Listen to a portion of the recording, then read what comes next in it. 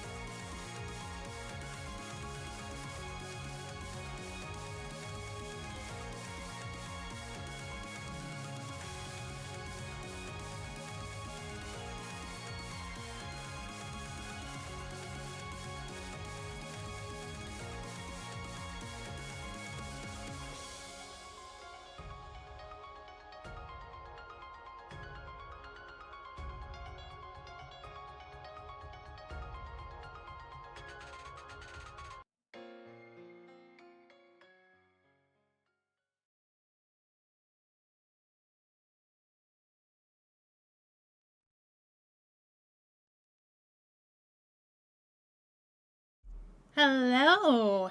How's everyone doing today? Good to see you. Hi. Hi. Hope we're all doing well. So, today's plan is not what people usually expect from a streamer, and that's fine. I am probably not going to be your usual anticipated expected streamer for majority of my content. I like games, but I also like game design. And my favorite thing about game design is not what we're doing today. What we're doing today is we're working on making a game design document. Very important. It is effectively the Bible for the game. It's what you refer to whenever you have any sort of questions or you're like you can't remember when is this supposed to happen, what I needed to do here. It's more helpful when you have a big team, but it's also good when you don't have a big team. So, especially sort of when you've got a lot of stuff going on, you're like, I don't know what was I working on? What did I need to do? Yeah. So, we're working on a game design document today. The reason we're working on a game design document is because in 3 days now, it's only 3 days, only 3 days till it starts. I have it on a big calendar on my wall. 3 days until the RPG Maker Game Jam starts. Now, the jam has a total prize pool of 3,000 USD. That's pretty close to my dollar is as an Australian, we're sitting about 62 cents to the US dollar, so 1,000 USD is nearly 2,000 Australian. And I have a lot of expenses coming up, like a lot of expenses, like an extreme amount of expenses, like more expenses than I've ever had coming out of my bank account at once, ever, coming up. So, a little bit of extra dosh in the pocket, can't help it. So I'm gonna try and win us $1,000. So each category that you can win in this jam, there's two, like first and second place, which is 1,000 each. And then there's purely if you make a game in RPG Maker Unite, the Unity suite for it, you can also score yourself 1,000 USD. So the one person who makes a game in Unite, they're gonna get 1,000 USD, and fair credit to them, fair play, because I ain't doing that. I ain't ain't using Unity. I ain't using a Unite. I ain't fucking touching that shit. No thanks. I'm good. I'm fucking good. They can keep their freaking stupid Unity suite for all I care. They can shove it up their ass. They can shove it in their pipes and smoke it, as far as I'm concerned. I'm not touching it. I have enough problems with Unity on its own, and I'm going to have to use Unity for more projects in the future. But in general, I don't want anything to do with it if I can avoid it. I look, as I have yet to cultivate any kind of proper stream, what's the term for it? Group? Universe? Community. That's the word I was looking for. As I've yet to cultivate a stream community, the people who might wander in will probably not be game devs, because it's a much smaller segment of people, and then VTubers are another smaller segment again, and you're starting to get into a really tight niche. But Unity is a big beast. It is a beast.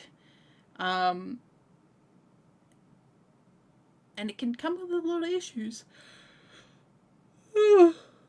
Look, I'm sorry if I'm yawning. There's a I am not at the end of my day. I'm usually up for another couple of hours at least. Another 3 hours normally. And hopefully we'll be using all of that to work on the game design document, because we can't work on the game yet.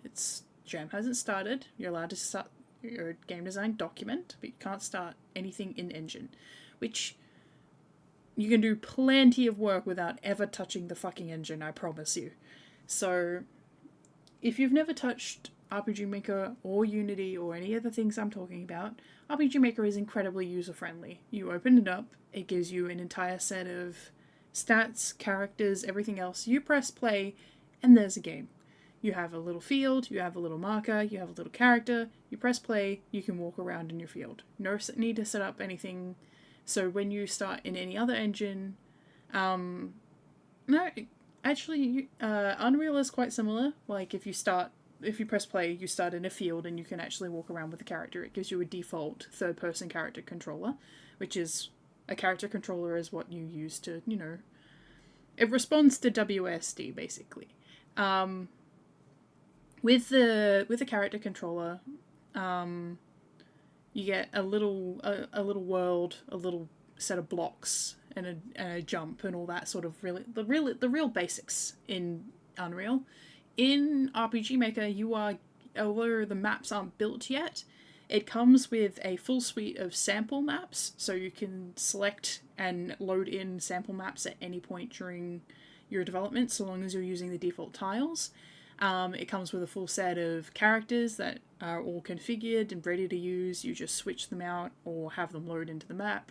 Has a full set of event pages, which can be categorized as, if you're more familiar with node-based development, so if you've touched Warudo for VTubing, or if you've touched Blender for anything, it's just pathways that you can tell something to do something.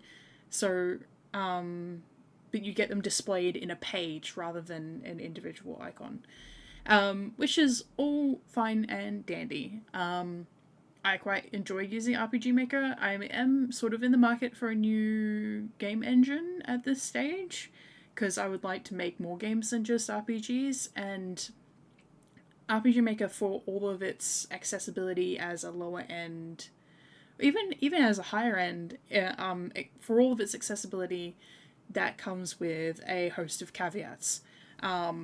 When you have something that is so accessible and fully built and all that sort of thing, it takes a lot more effort to sort of disassemble and reassemble those pieces than assembling a set of pieces outside the box yourself.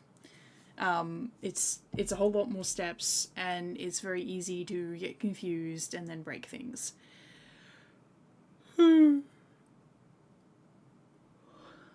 I promise I got enough sleep last night, I promise. Work wasn't even that bad today.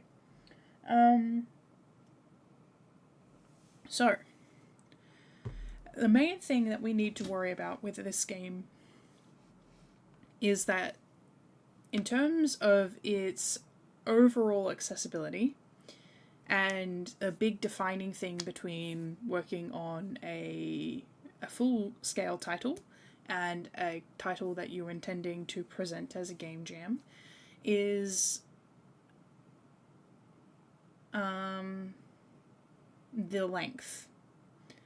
So primarily with an RPG, and in general with games these days, you're aiming to get a minimum target of 2 hours of gameplay. Not just because obviously 2 hours is good to have, but if you're selling a game, you want it to have a minimum of 2 hours of raw gameplay that an average player who's just picked up a controller, who has no sort of who isn't speed running the title or anything like that, you want somebody who just picks up the controller and sits down and plays it to have about 2 hours worth of gameplay. In a game jam setting, you're looking to build about an hour. Top end.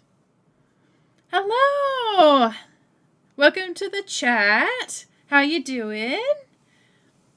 just having a bit of a discussion and breakdown of what we're doing today, which is working on a game design document. How you doing? Nice, nice. Okay. So,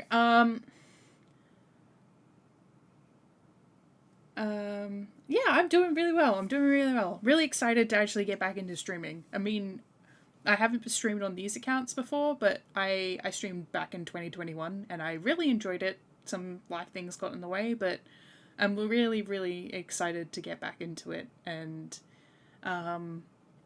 be really authentic about it, I think. Yeah. So, with the game design document,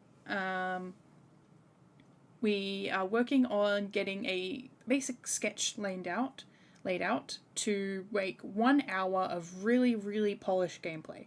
Because the judges for the RPG Maker game design contest will only play 1 hour of gameplay. They don't have time for anything else. I think the entrance page is sitting at something like 600 or 700 entrants.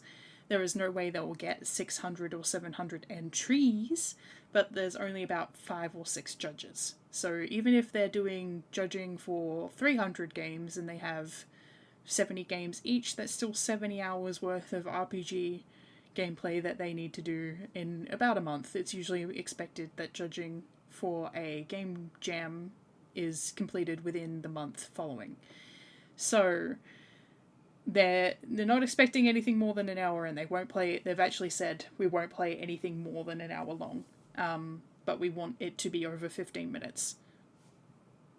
So we want 15 minutes to an hour of solid, really well polished gameplay and design and everything else.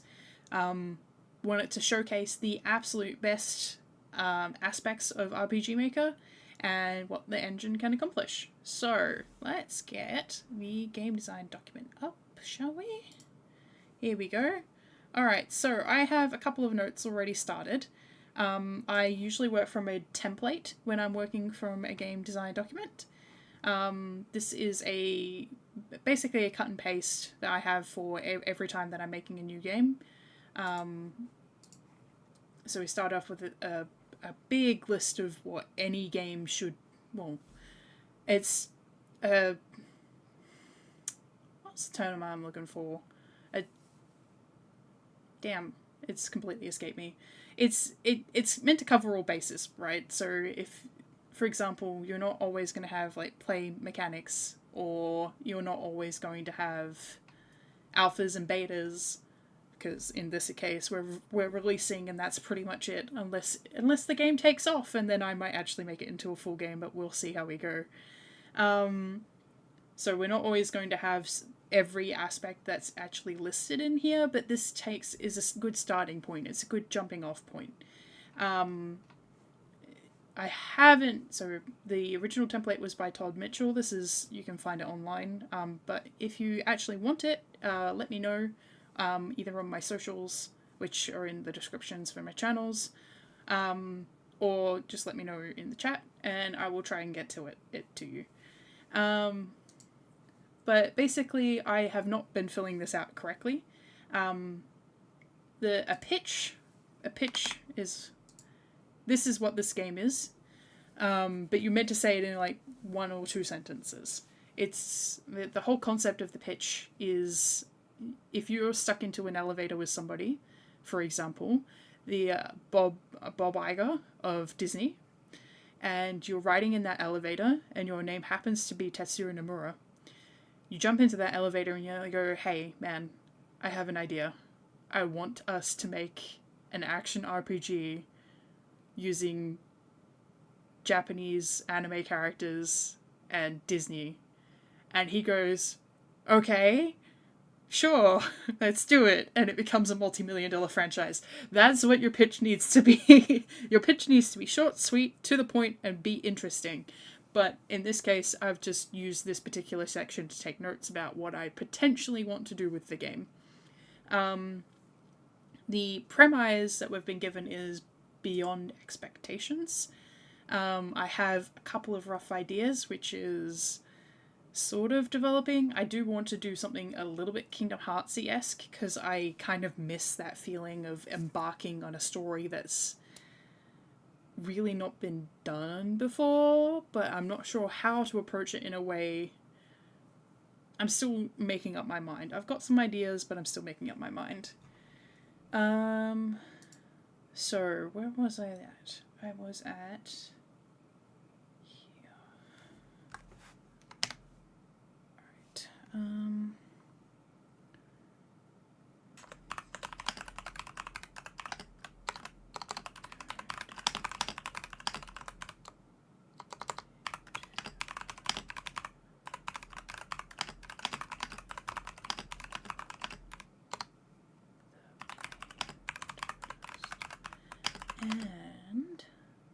is working against humanity. Yay! I love game design. I'm glad you're enjoying it. I think it's undervalued, but I also think it's valuable for anybody who has any sort of like cursory interest in games to have a little bit of understanding of what goes on in games, because they're big beasts. They're big projects with a lot of people working on them.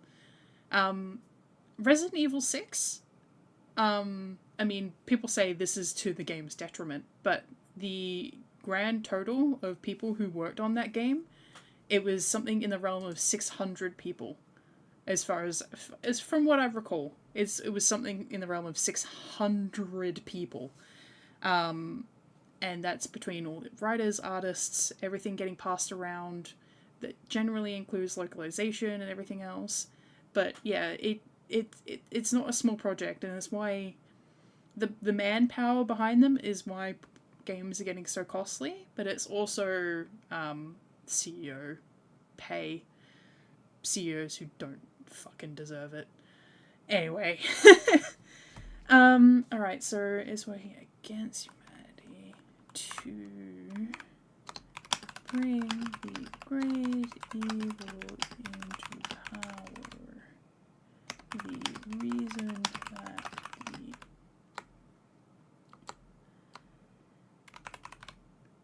except the great evil is now the light beings who were once defending humanity and now left them dead.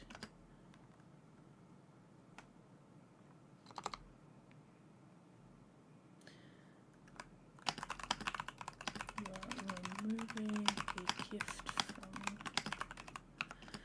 granting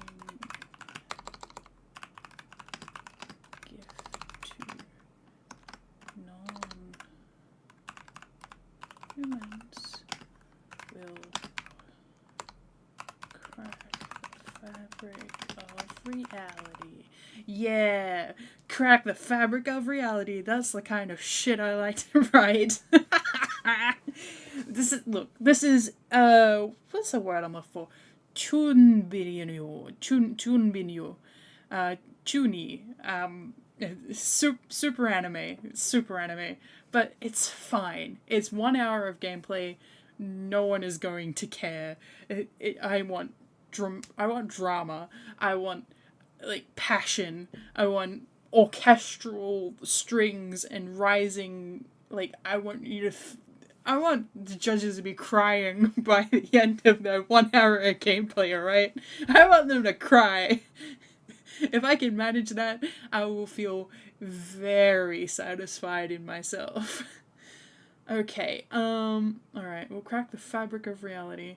This is probably going to need editing. I'm probably going to need to get a friend to look at this. Okay, so the key to doing so, protagonist against humanity to bring the great evil into power. The only way they can potentially halt this shattering is by embracing their powers, which is why the protagonist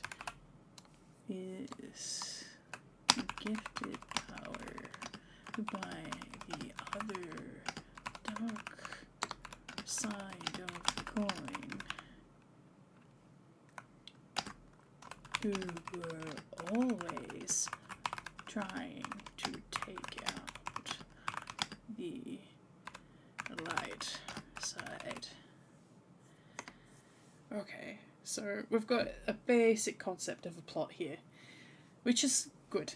In reality, for 1 hour of gameplay, you're looking at maybe 2 dungeons tops, a couple of like big scenes, some dramatic fights. And no RPG fight should really be looking at anything more than like 8 to 10 minutes for a main boss fight. So even if I have like 2 boss fights, there's still like 40 minutes in between. So I'll probably focus all on one boss fight and really make sure it's really polished, and probably a little bit longer in order to really give the feeling of epicness and perfect harmony that you want to get from an RPG. The term in terms of actual game design is Gestalt. And what it means is to be greater than the sum of its parts. What you want is for every single part of your narrative, your graphics, your audio, all of it to come together into feeling more than what it is, to come to life, basically. So I really want to nail down, I'm not going any bigger than that 1 hour, because I want to nail down that feeling of Gestalt. I want to get a chef kiss. I want to Salt Bay my game. Alright, so we've got this is a basic overview, so ignore the high level overview. Alright, so we've got fantasy RPG grid based. I'm gonna add Chun Binyo, so we can include this is the goal term. It's meant to feel chuni. It's got an I in it. Chuni Binyo. Platforms and stores. It will only be coming out on itch. Why did it go do that? Why did it do that? What? Hello? Okay, thank you. Itch.io only, as this is a game jam project. Wonderful. Okay. I should probably move that big pitch thingy into the story synopsis. Okay, so we're going to cut this bit. Good. This is part of why I really like having a document that's like this. And I have been thinking about using Scrivener, which is another writing program instead of Word, for my game design documents, but the template's in here anyway, so I might eventually make a template myself for Scrivener, because it has like this whole thing into actual folders that you can branch out, and a little bit more control of your folder structure rather than it being one document, but I'm just used to doing it in Word. Alright, so we've got a story synopsis there. These are just the default stuff, so we've got the player, the runt, the ordinary one has grown up alongside the heroes, feeling lesser as a result, but always striving to do better by others and support them in any way he can. However, he has a buried sense of jealousy and spite, and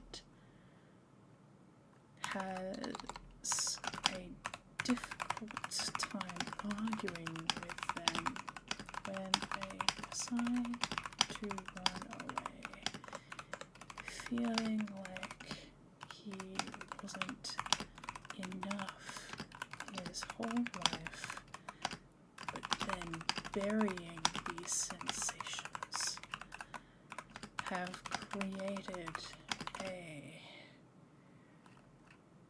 deep-seated darkness inside him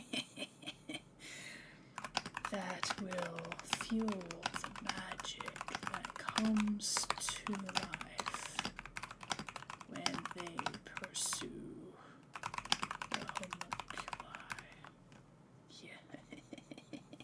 Yeah. Alright, I don't know if I'm going to make this character, like, if you can choose male or female yet. I might choose your own, like, gender choice at the beginning of the game, which is always really nice. But it does double the amount of graphics I have to do. So we'll see. We'll see how, whether or not it's in scope. Because I haven't fully nailed down the scope yet, so we're just doing a bit of storyline structuring, and then we'll figure out where we go from there. Alright, so we've got the player. We've got... I haven't named anybody yet. We'll get to that later. Names don't matter. The game is still titled Untitled Project. I have a friend who has a project that I think he's been working on it for... I would have to say in the realm of 10 years? 10 years? I think it's been 10 years. No name on the project. He's a project to copy is what he calls it, because that's the name of the file, because he copied it from a project that was called Project 2, and it's been Project to Copy ever since. In fact, at this point we're kind of joking about him releasing it under the name Project to Copy, which would be very funny. I don't think it's very searchable, but it would be very funny.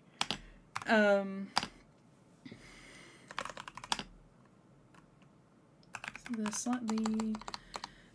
do I... See, when you've got a male and a female protagonists who are sort of like in a duo, it's always really tempting to go with a classic trope, which is red Oni, blue Oni. Red Oni being the fiery one, the aggressive, always looking to get into a fight, having a lot of red motif and blah blah blah. And then you have the blue Oni, who's calmer, more approachable, more level-headed, can be a bit cold and standoffish. So you have red Oni, blue Oni, and then you have the reverse, which is, subverted. So sometimes you'll have a character who is wearing blue, but is super passionate and outgoing and everything else, and then you have the character wearing red, who's calm-headed, cold and standoffish. So... one of my favourite tropes is the fact that Miles Edgeworth and Phoenix Wright from Ace Attorney actually both play this straight and subvert the trope. So Phoenix is presented as this character who's quite, he's yelling and screaming all the time, bashing his desk, getting into super crazy shenanigans. He comes across as being the red Oni, and then you have Miles Edgeworth, who seems calm and standoffish and really impersonal and untouchable, right? So he's blue Oni, right? That's subverted, but their actual personalities is Phoenix is really cold to anyone who he isn't close to, and he can be super level-headed, especially if you meet him, if you were to speak to him in person and not be inside his head like you are in the game, Phoenix would actually come across as quite intimidating even. And then you have Miles Edgeworth, who's lived his entire life based on passion and based on his love for his father and the love for the people who have put him into the places that he's been, and the fact that he felt that criminals needed to be punished. His entire drive is passion. So even though they present as subverted, they're actually playing it straight. It's fascinating. I love that. I love that idea. But am I going to use red Oni and blue Oni is the question. It's very easy to do, but I don't always want to do things the easy way. I like making things hard for myself. So Known, unknown. Yeah.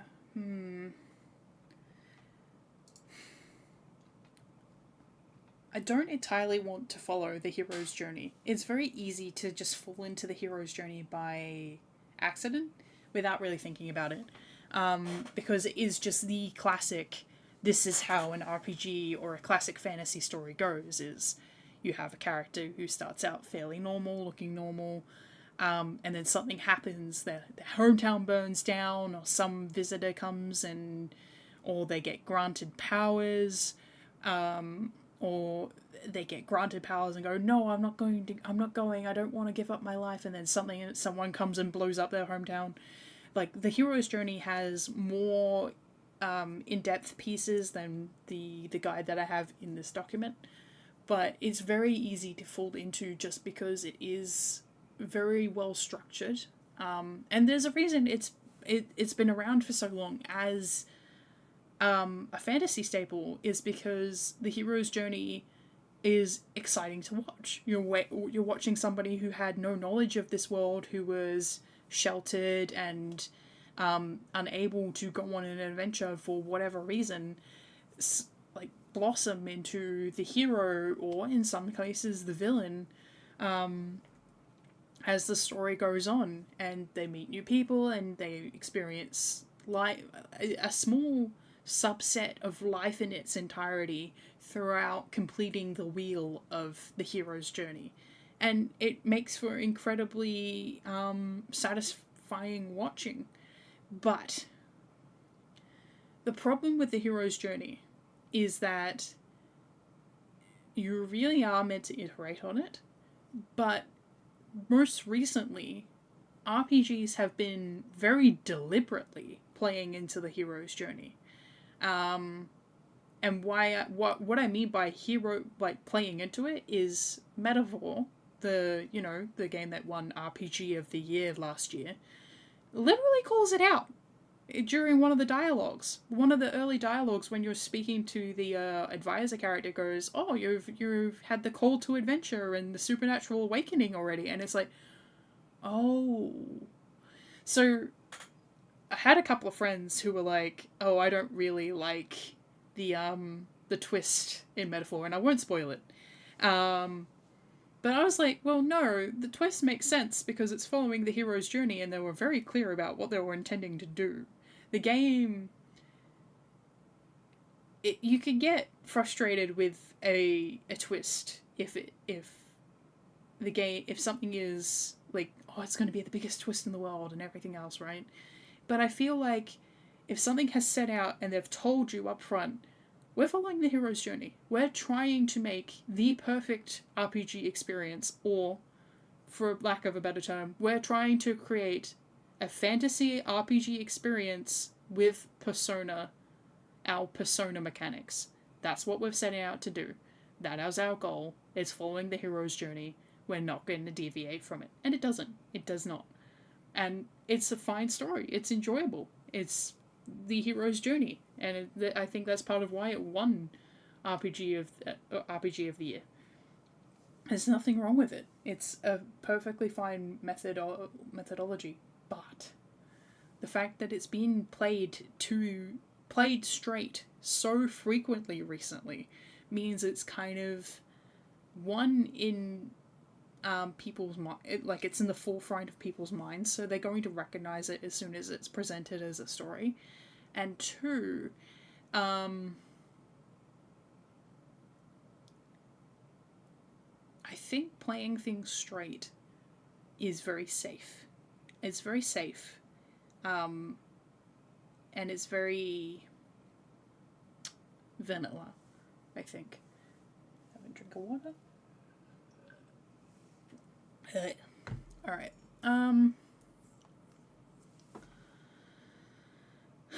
Okay.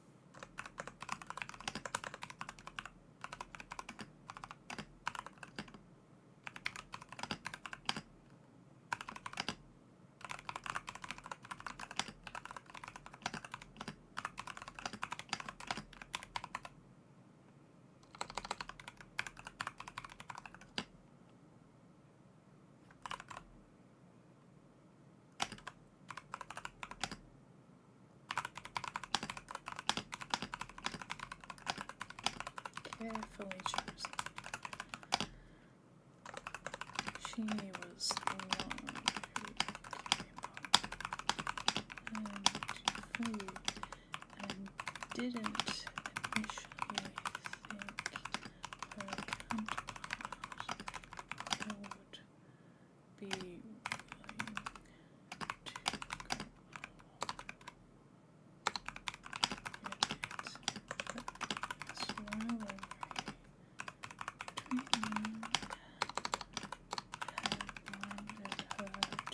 willing to go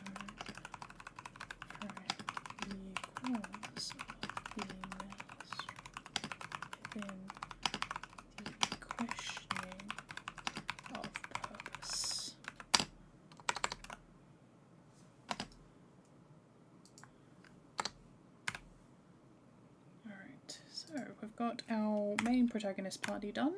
We'll be, I might have, hang on, what I will make a note of as potential fourth party member, inferred as party potentially for later in the game, but no scope or intention to add within the Game Jam demo. I think it's always nice when you start encountering characters who will be eventually party members early on. That was actually something I really liked about Metaphor, was, and I don't know if it was intentional, but the only characters in the game who carry weapons are players. Only player characters have their weapons on their back.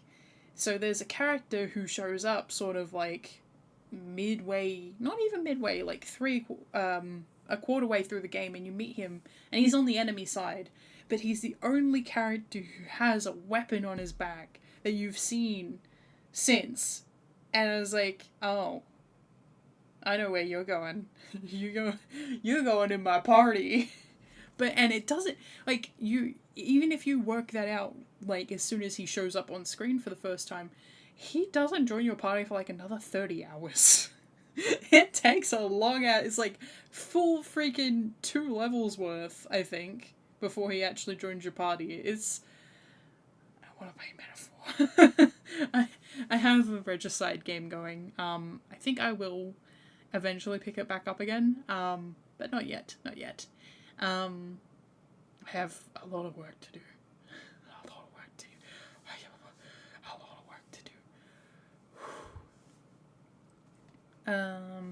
Alright. So. Alright, and now we got the scientist. The protagonist's father and the creator of the monkey.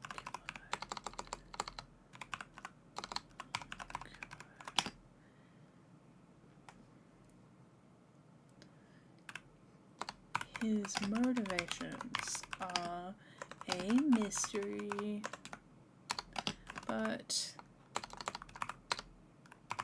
they can be inferred to be a disillusionment with the current state of the world and the people within it.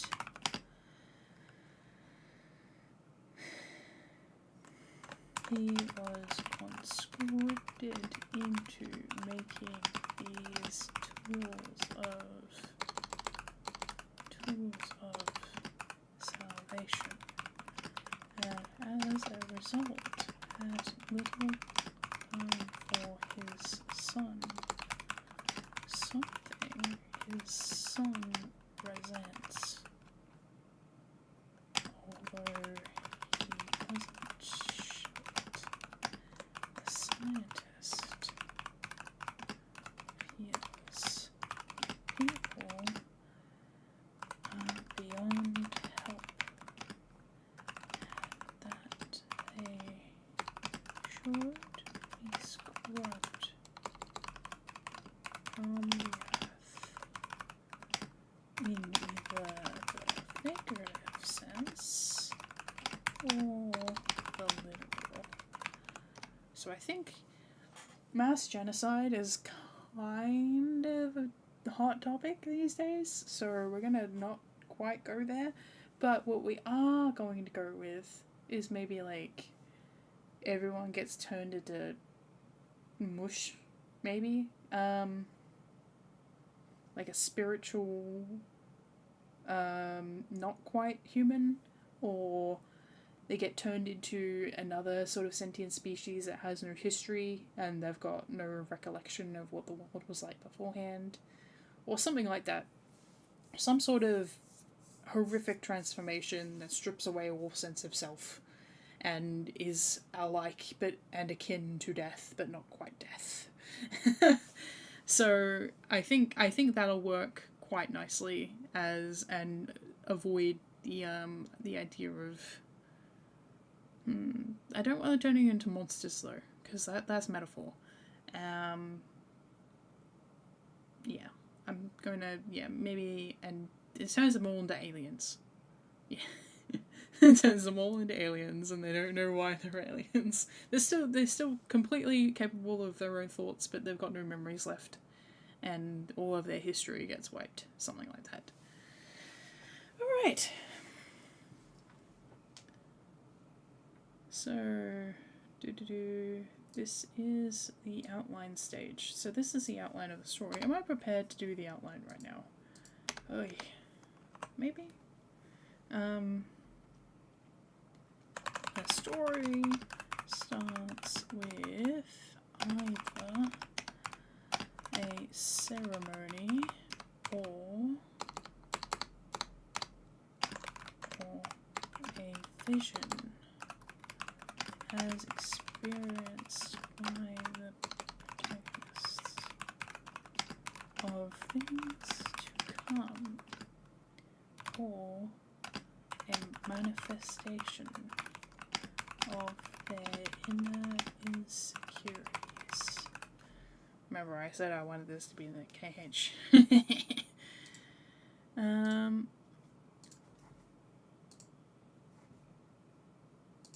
Okay, so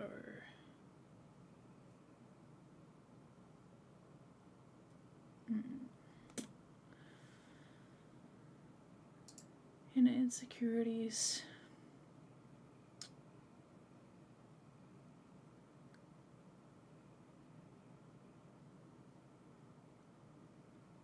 All right.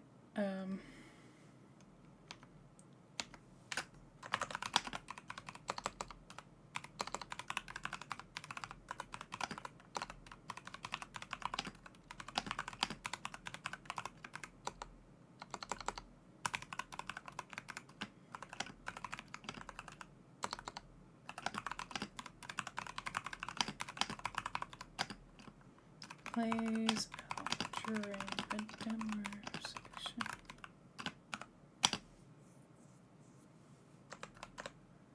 Either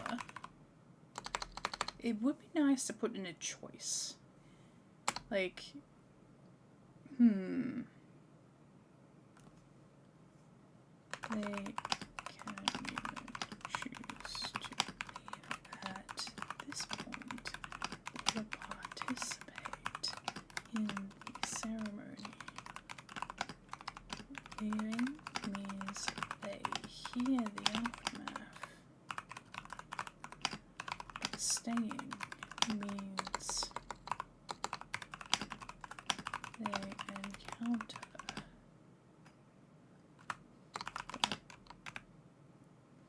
the dark beings coming to take them to try and foil these plans without knowing that is their intentions. Wonderful. Alright, so you have an opportunity to maybe learn a little bit more about the story. Also gives it slightly more replayability, so if somebody really enjoys it, they can come back, play it again, see the other choice. I might include a couple of those, which does kind of double my work time, but given I'm only doing 1 hour's worth of gameplay, it should be fine. I have over 10,000 hours in RPG Maker. I think I'm okay. I think I'll be fine. Okay, so as they flee, light beings make themselves known. No, I don't know if the light beings should make them. They want to use the homunculi for. What did I say they want to use homunculi for?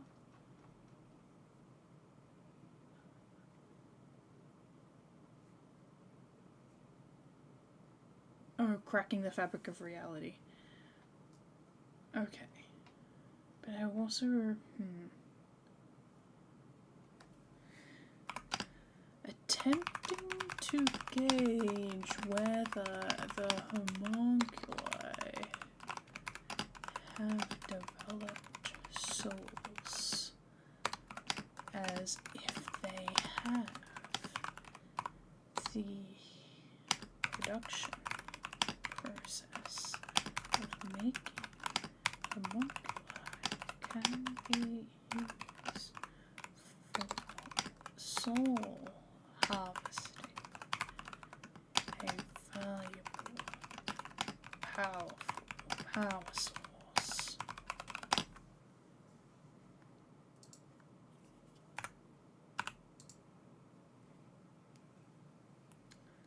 Unfortunately, they have not and are nearly killed all their efforts before the protagonist shows up.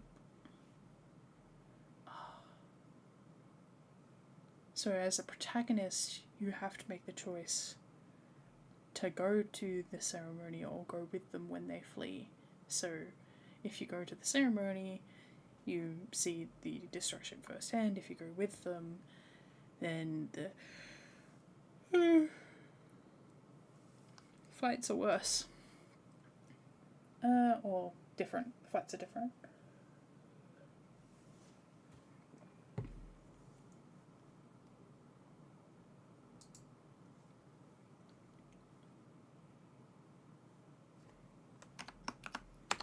Addendum. The choice is to go with the or stay for the ceremony, hoping that they're not actually leaving. They are actually leaving.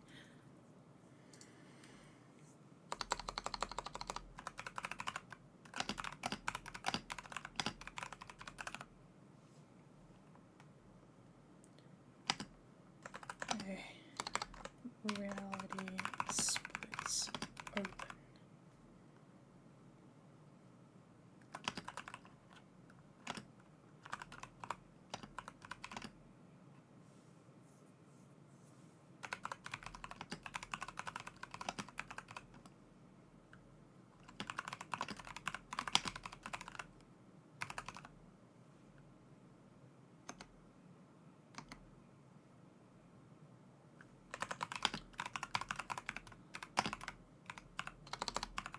From the protagonist.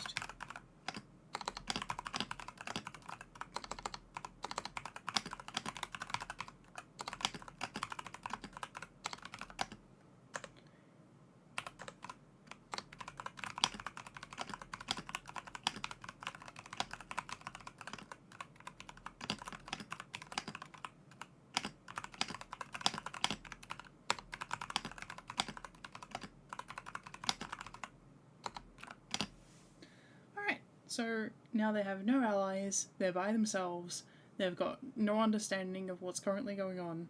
Perfect. That's exactly how I like my RPGs. I want them miserable and in despair. But what I don't want them doing is punching each other over something that was their fault. Lightning. Farron. I'm looking at you.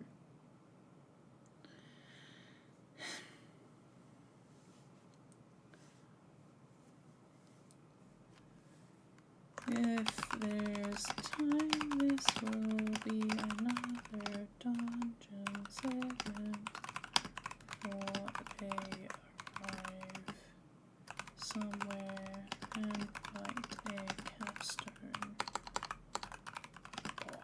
That should be plenty of gameplay. That's 2 potential dungeon, 3 potential boss fights, 2 dungeons.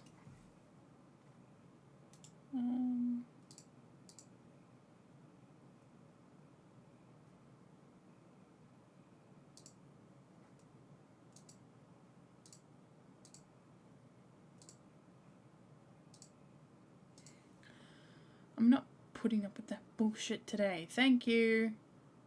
Bye-bye.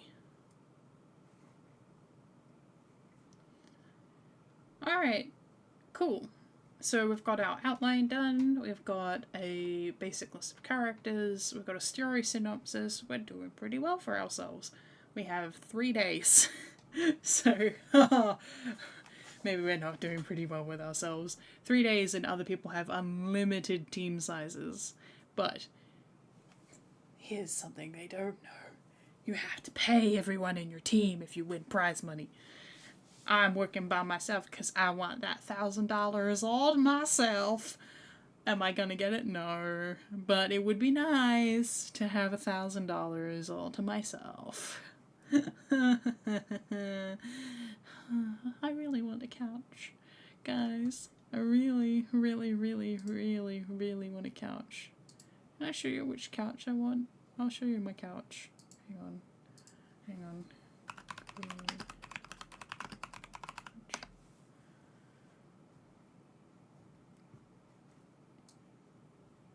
Which one is it? Images. Oh, and not that one.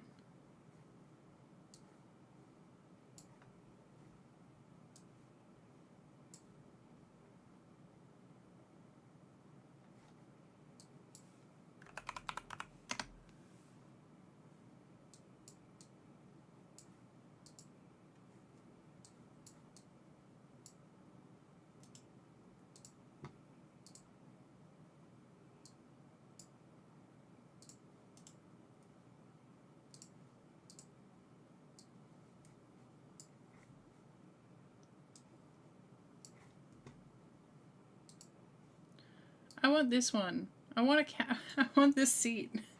It's not a full... Okay, this is not the full couch, but I want, like, matching green and gold seats. And, like, there's... this brand has, like, a whole set. Like, they've got an ottoman, and they've got dining chairs, and they've got bar chairs, and they've got, like, this seat, and they even have a chaise lounge. I could make my house look like I'm running a psychologist business if I could get this seat, and then I'll have a full set of matching furniture. You know how rare that is? Matching furniture, like usually you collect all your furniture throughout your life, and this is like the one opportunity I'm going to have to get everything matching. If I don't get everything matching now, it never will be. Do you understand? It never will be all matching.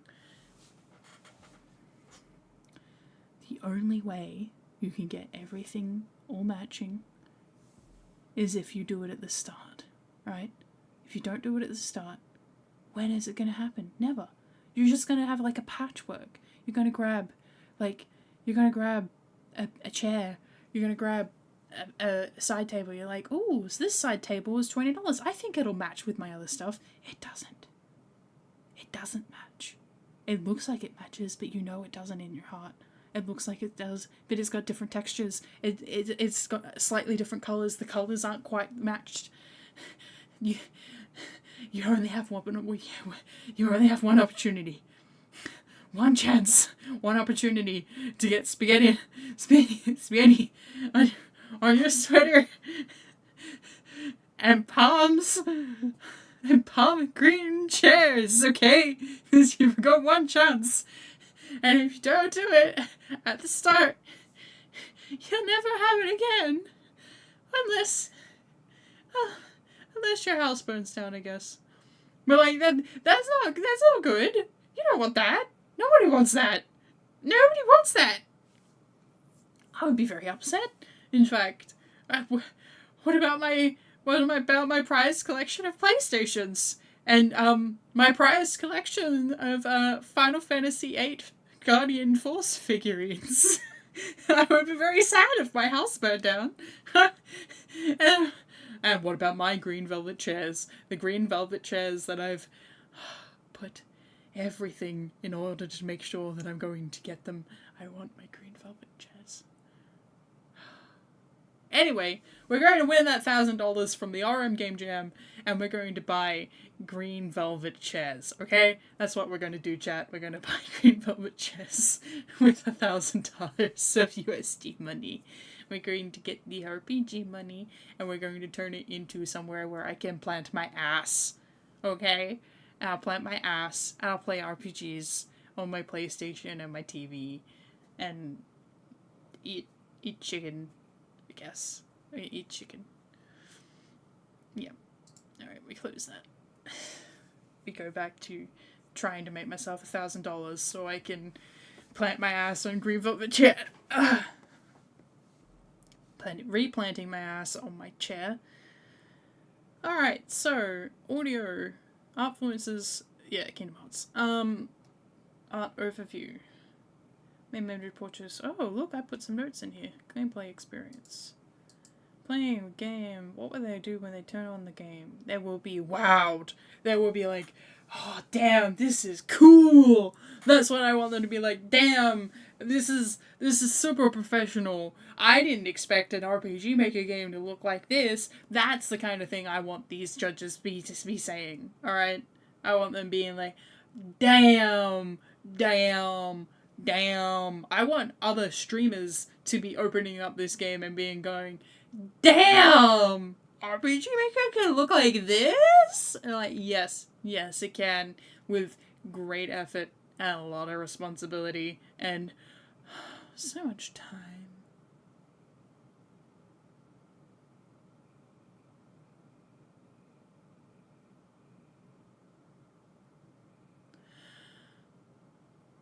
Anyway. Alright, so maybe I should write that down. Alright, I'm going to... Alright. I want them to say, damn, RPG Maker can do this.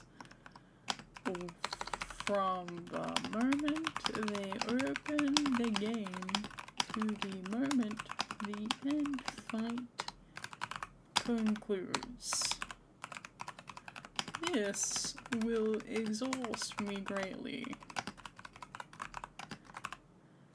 but will be very worth it if I can indeed make from it. Okay, so non-story modes. Inferred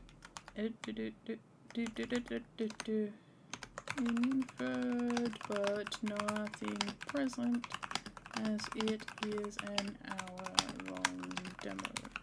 So we are aiming for 2-ish solid hours of gameplay, just because some people play through an hour faster than others. And not everyone who is going to be picking it up is going to be a judge. Some of them are going to be regular players, and I want to give them a little bit of more experience.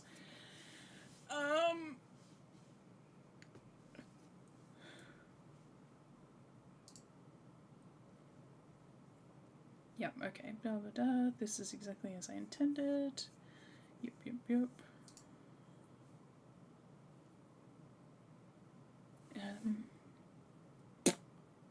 I can't open my references folder because I'm pretty sure my actual file system has my real name, and I don't want to dox myself, okay?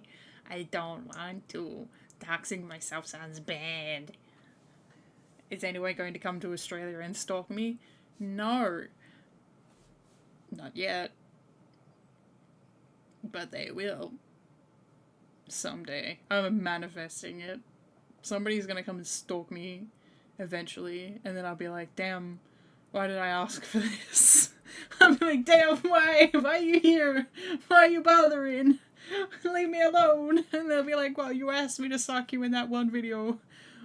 That first video that you posted to YouTube and Twitch. Yeah, that video. You said you wanted someone to stalk you. I'll be like, damn, you remember that? Fuck. Thanks, I guess. Widow. Anyway. Bleh. Influences. There is... I don't just want to...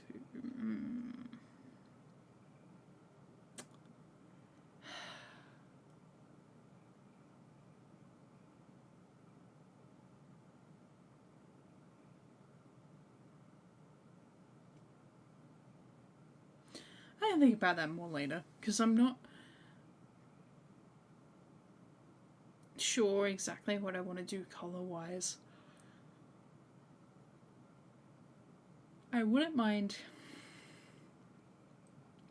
going for something a little bit more moody and levelled.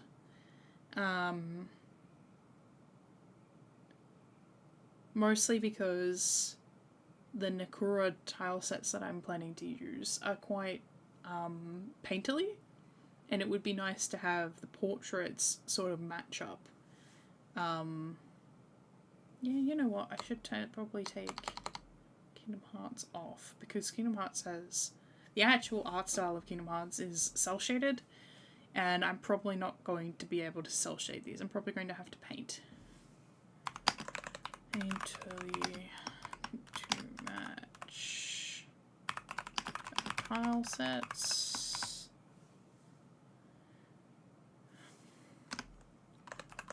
Strong silhouetted. Hello! Welcome to the chat, Holy Banchuchen. Nice to see you. How you doing? I am...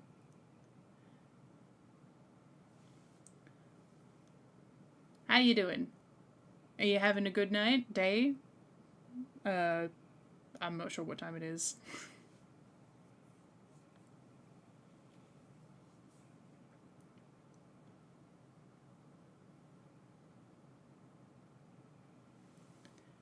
Okay, we're just working on afternoon. Very nice. It is nearly 3 o'clock in the morning for me, but I'm always up at this time. I work afternoon shift and then I work on this sort of stuff afterwards. Working on a game design document for the RPG Maker Game Jam that's happening in 3 days' time. $3,000 worth of prizes up for grabs, so I'm gonna try and get me a piece of that pie and buy me a couch. Yeah. I quite like doing game jams. I would say 80% of my repertoire has been game jams rather than completed out-of-side game jams, but that's fine. Okay, strong silhouette, maybe black shadow outlines on portraits. Okay. Portraits. I can fix that now.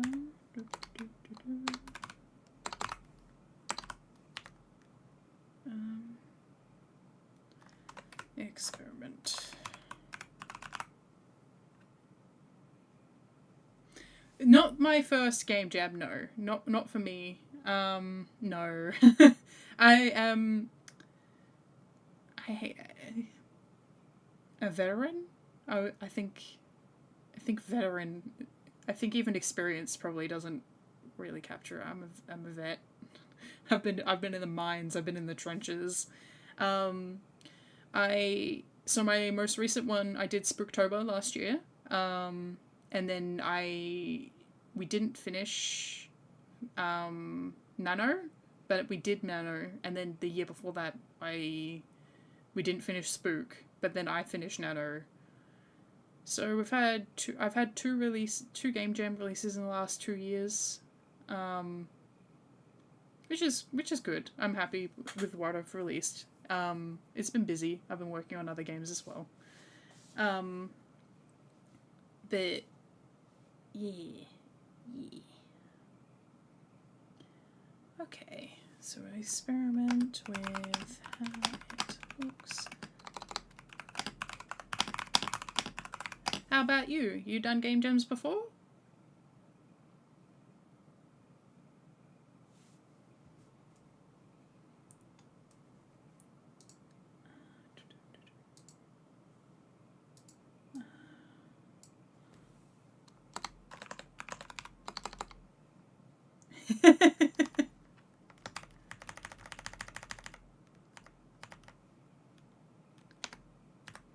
Honestly, they can be a little bit intimidating, but if you're ever going to start with one, I think RPG Maker is probably a really good jumping point, just because it is one of the only engines that you can sort of open it up and you've got everything there to do. But, I mean, it is very much a time sink, so it's not for the faint of heart. Orchestral motive epic should have the challenges crying by the end of the... Yeah. I'm not a big fan of Unity personally. I've made games in Unity, and I've done, like, I have a 3D model VTuber that I'm working on the lore for, so it's a lot more work than a customizable model. Let's just say that. But I had to work with Unity to get her fully up and running because she's got like custom parts, and I don't like that engine. I want to spend some more time with Godot though. It's quite accessible, and I quite like the overall mindset behind it, like having an open source, open engine for anybody to use. It feels like it's what Unity wanted to be when it first started.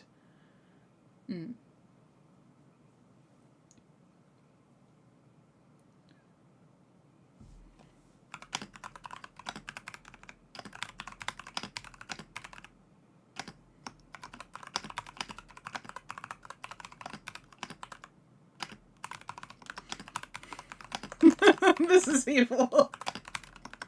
Should I add a duck? No, I should not add a duck. That would be mean. That would be mean. That would be mean and unnecessary and funny. Alright, so audio influences, we're just gonna knock those out because we're not doing custom audio. Not doing custom audio.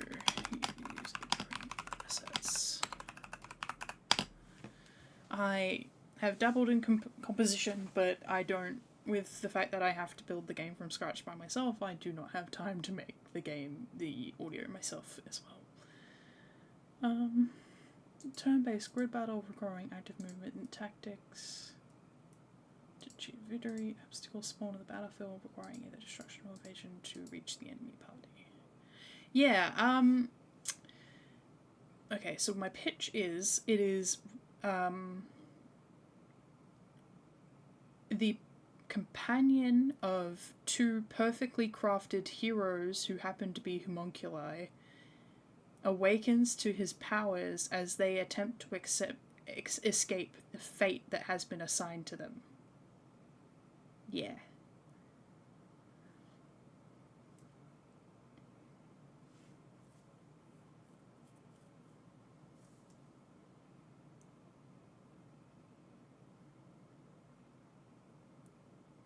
I gotta... So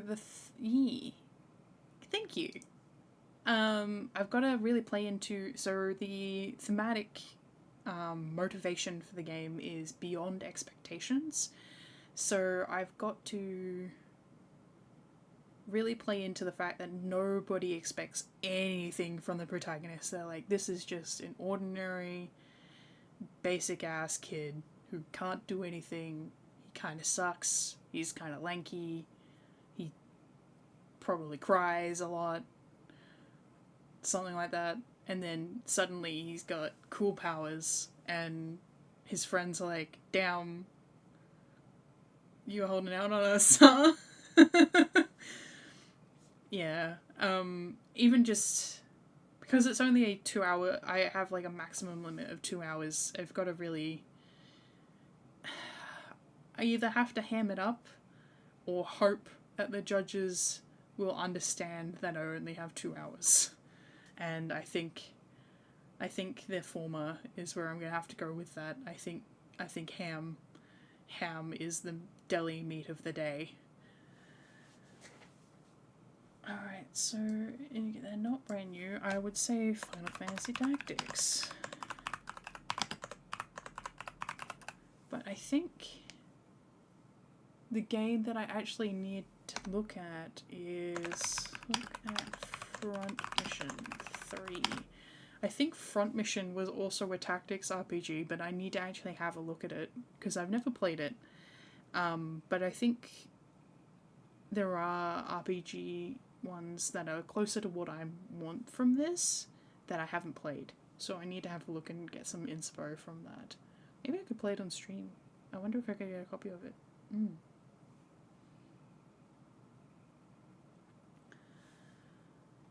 Okay. Yeah, the hero's journey, baby. Okay.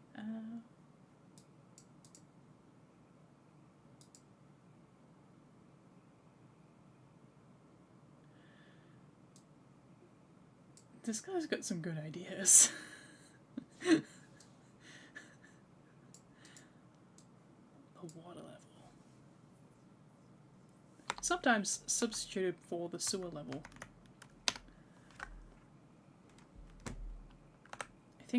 I think the sewer level is a rite of passage. Even for game devs, you're like, oh yeah, I'll put sewers in my game, sewers will be fine. And then you accidentally make them the worst area in the entire game. Everyone's like, I can't keep playing after this. I'm like, I'm sorry. It wasn't my intention to make it awful.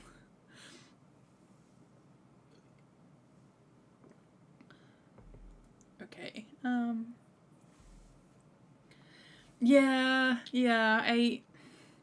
it was my first game, and they tell you when you make your first, they're like, oh, make a 30-minute game so you get used to the engine, or make this game so you get used to the engine. And even while I was working on that game, I made Game Jam games a couple of times in that time period.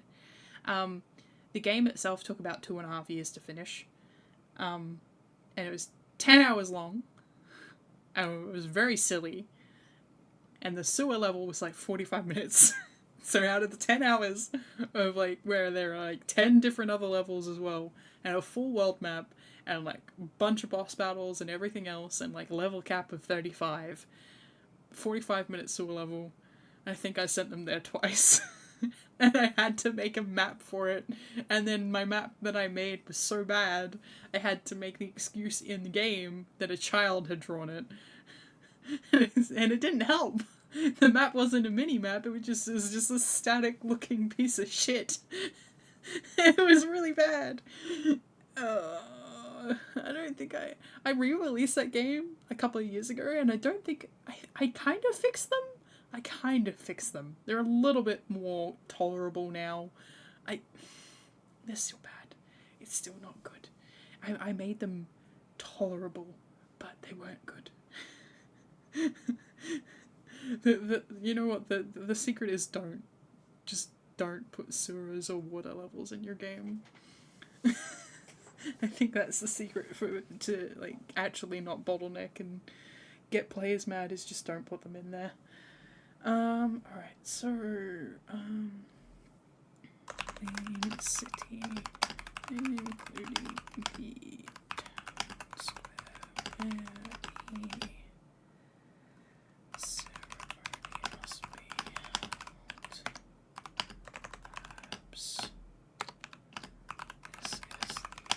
main home of the two Mamonculi,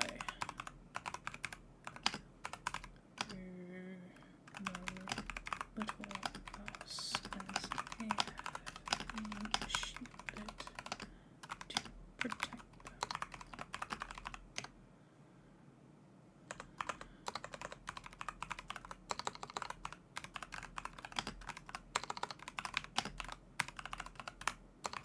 connected to labs for easy access.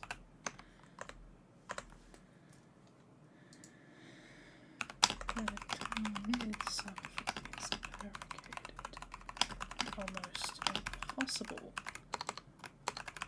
to leave except through a dungeon. Emergency escape route that leads through the castle structure. So I'm going to include a castle. So the main city has a castle. Connected to the labs for the easy access. Second dungeon slash area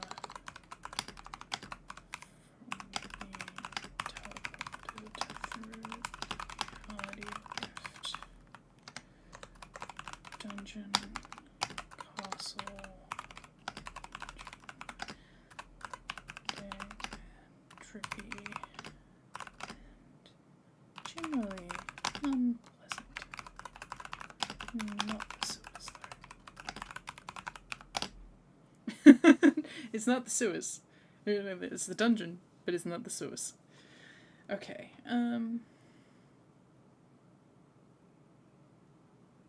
right, so this is NPC interaction.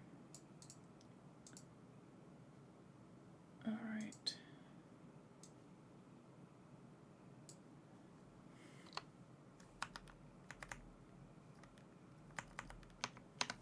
Interactable, non-story characters will be shown in silhouette or will have separate portraits depending on time constraints. The protagonists and antagonists will have animated portraits, speaking, looking, in order to keep you player engaged and leave room for potential VA if there's enough time. Have their tail and development. Okay.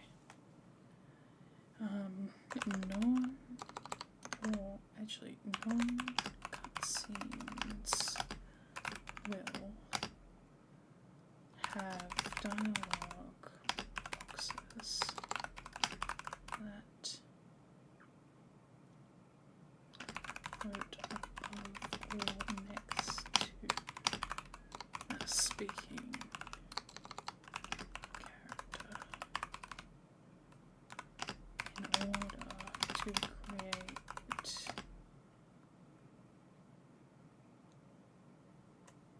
emphasis on cutscenes. Segregate them as special. Okay, cool.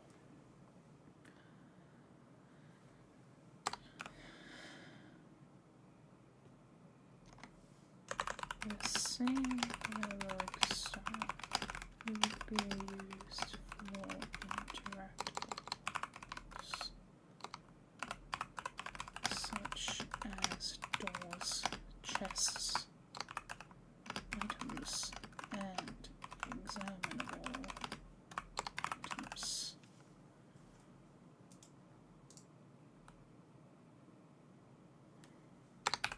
That is a word, thank you. Add to my dictionary, please. Thank you.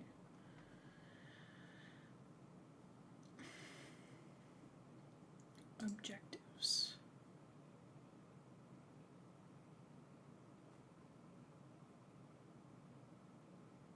It's story driven, what are they trying to achieve? Freedom. Freedom. Purpose. Sense of self.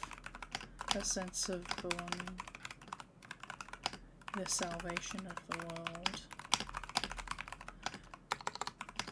finding and understanding why the world deserves to be saved,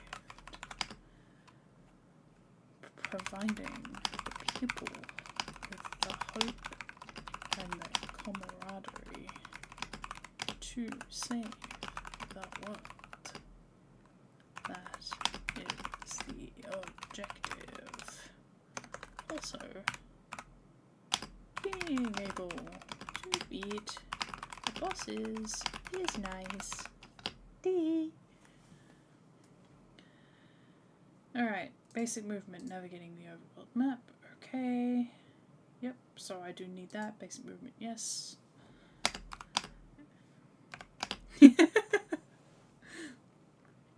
Yeah. Who doesn't like being able to beat the bosses? Alright, 8 directions. Navigate the underworld, grid, base navigation. Using Cora grid tentacles.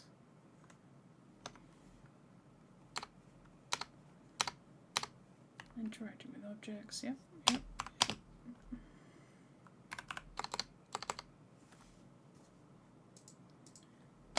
And stamina value that determines when an encounter will take place.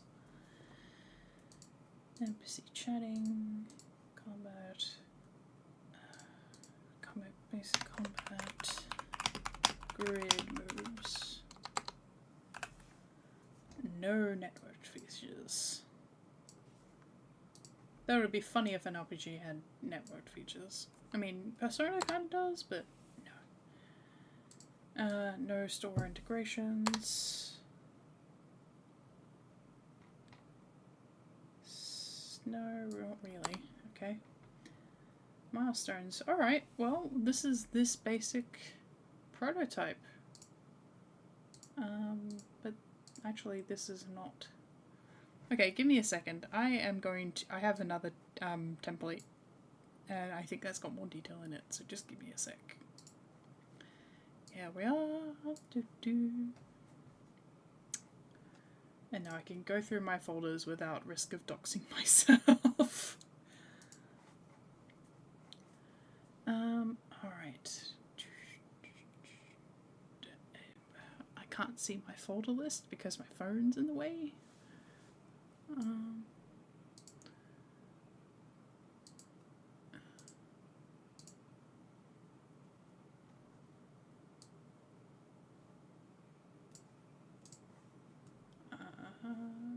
Dev resources, is this it? Yes, here we go. Thank you. It's the it's Suika's customizable avatar, but I've made a couple little customizations to make it mine. But it's just such a really flexible and well rigged, and yeah, I really like it.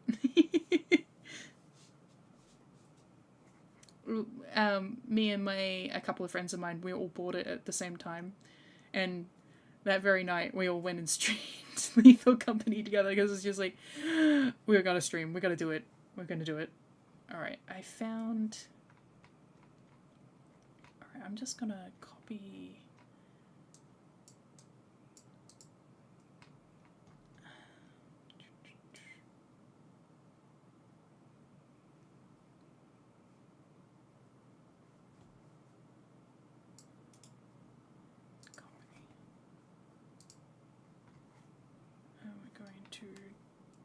Jump all the way to the bottom, delete the milestone bit, and paste this in.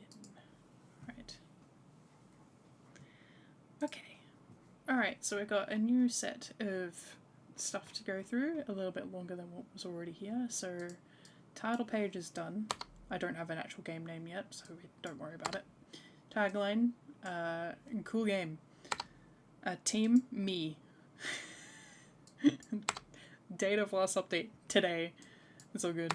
Game overview. We got that. Game concept. We got that. Target audience. Got it. Genre.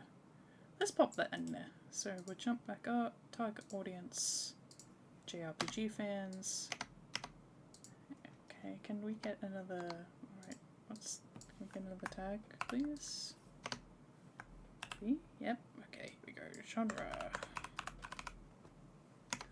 JRPG. Perhaps with a slight hint of existential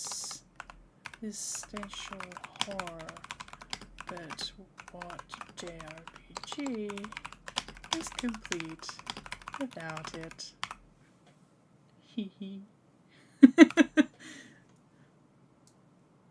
Alright, so we've got genre, game flow, summary. How does the play move through the games? This is a real pain in the butt to write, so I'm going to leave that for now. Look and feel, visual style, that's fine. We'll get to that one for now.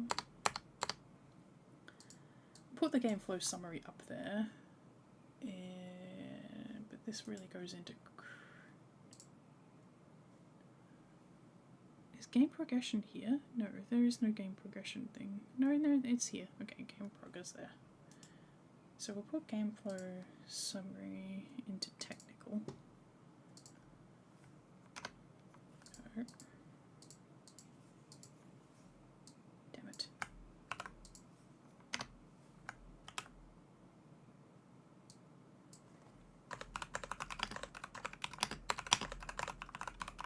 Alright, so that's there.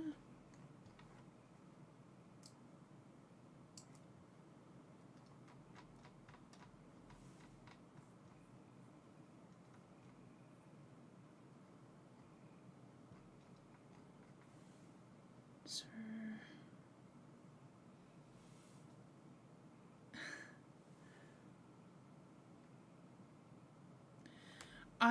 look, honestly, I wish I'd done a creative writing degree, because one, I would have finished it. I didn't finish my game dev degree. For various reasons. It wasn't entirely my choice, but I feel like if I'd taken creative writing, it would have been different.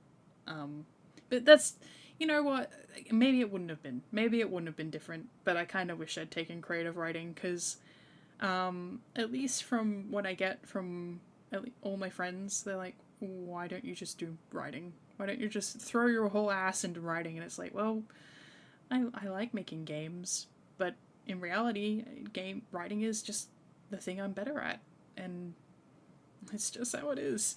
Sometimes you're not always the idealized version of yourself, I guess, but at least I enjoy writing. So being good at something you enjoy is a bonus.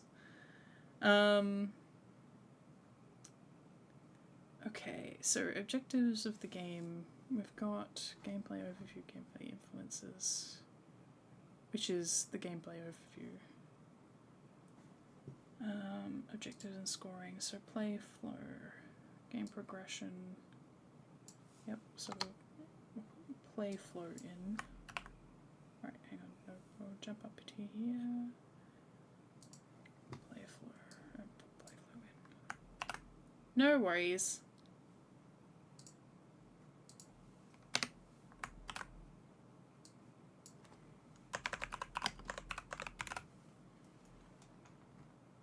Play flow.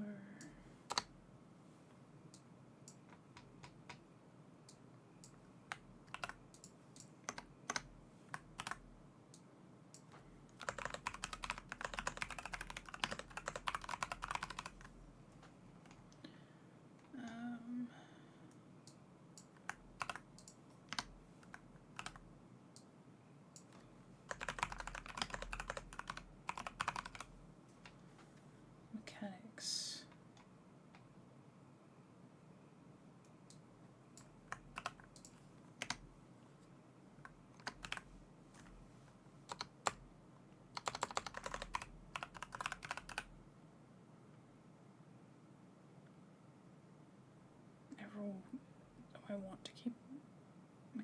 or do I want to keep that out? You know, put in rules.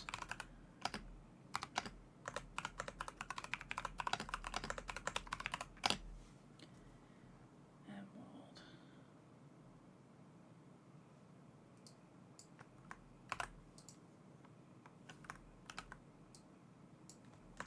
World overview.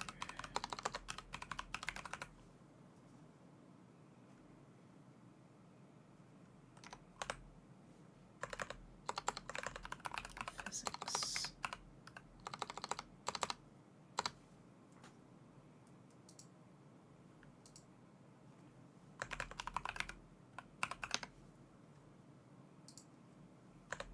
Economy. Okay.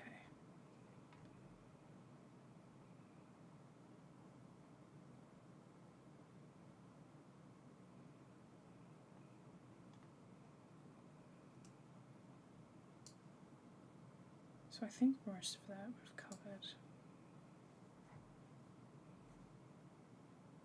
Play flow, play mechanics. So I've got gameplay overview.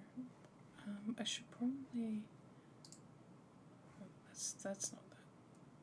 Gameplay overview.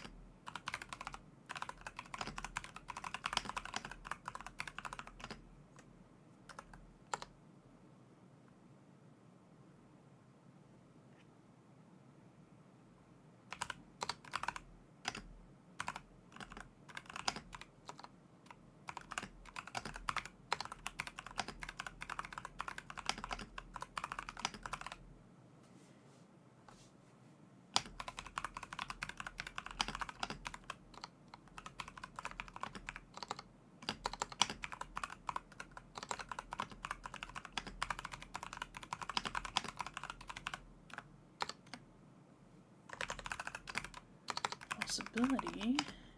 Have a fully limited stamina value, but include a scoped mini-map, so the player has to sacrifice potential loot or pathways if they take too many steps. Balancing this could be difficult. Create global friction with the game, so keeping it accessible and low end, especially in the demo for Home Jam, is key. But I think it could be a really good idea.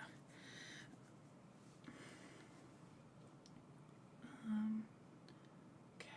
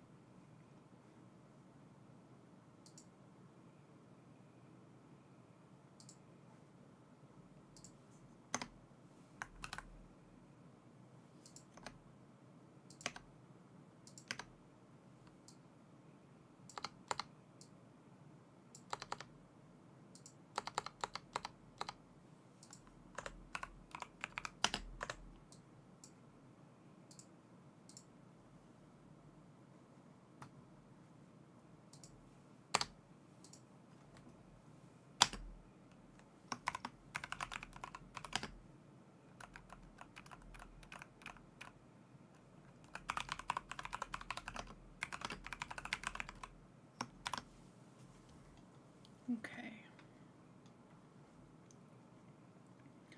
Welcome back. Okay.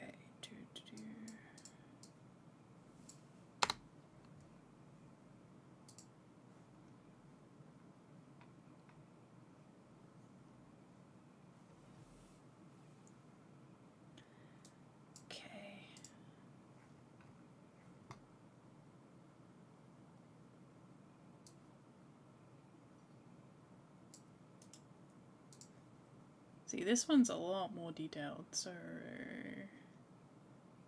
characters. Alright, so that's the basic overview of the characters.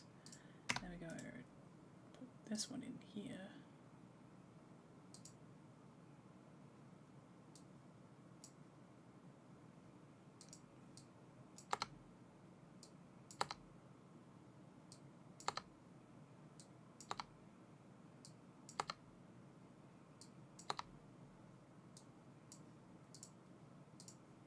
We'll fill that out for each of them next. In a bit. I will do it in a bit. Okay, so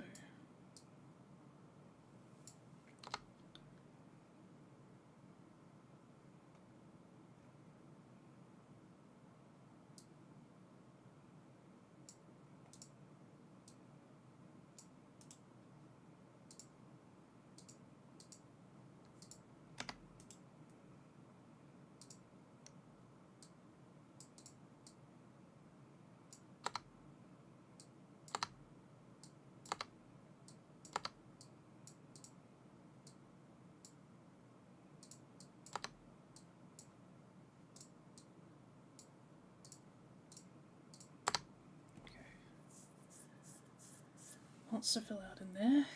And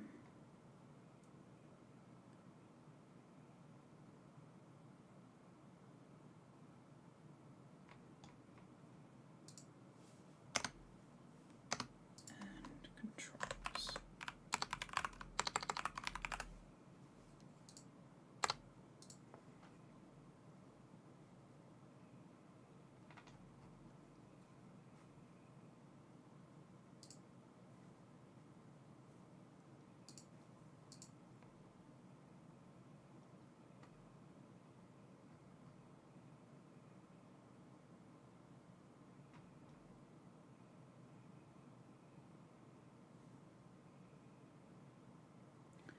This could be its own section. In fact, I'm going to make it its own section. Alright, so we're going to go down to here, paste that in here, and make that a heading.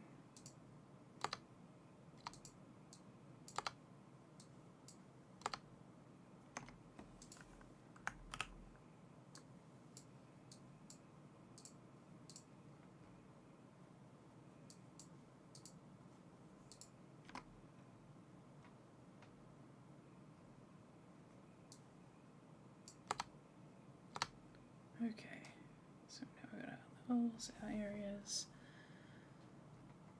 controls.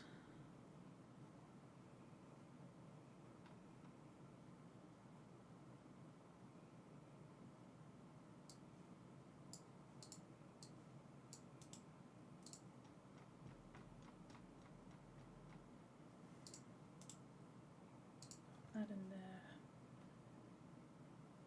I think.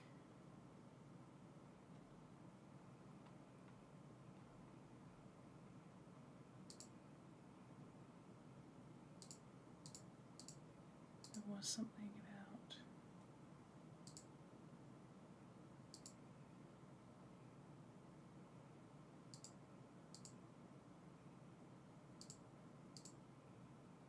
wait, no, I haven't done anything yet.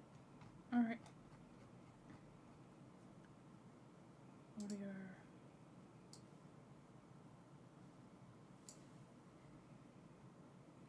Oh! Nice to meet you, Holly. You can call me Petra. Obviously. I kept it nice and simple. When I used to stream back in 2021, and my name was a lot longer, and we had to shorten it down. Yeah, it is nice to meet you too. Thank you for coming in. I've been really loving the company. It's good to go into a stream with like something that you have to do, because it means that you have to do it while you're on stream. It's a accountability. It's a very powerful force. Okay.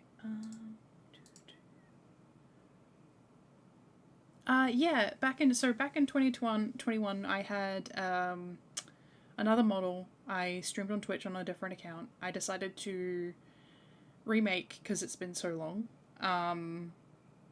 But I got pretty close to affiliate. I wasn't big or anything, so I wasn't.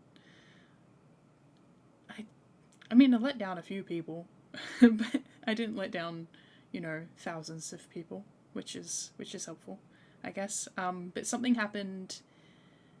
Yeah, I wanted a fresh start. And I've kind of like adopted that character into this one's lore instead, and really gone through and made some really detailed changes. And I think the character that I used back then is more interesting, and this character is more interesting as a result as well.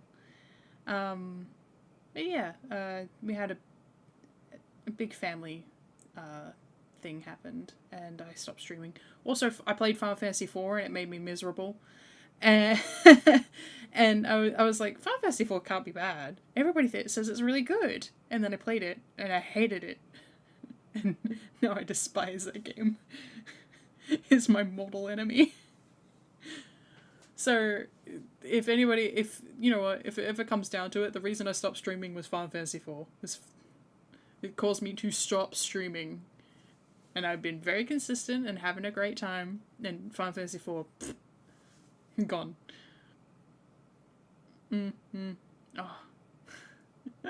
Finally, somebody agrees with me. Everybody plays that game with rose-tinted glasses, I swear.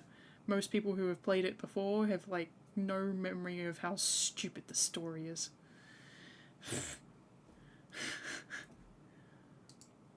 Alright,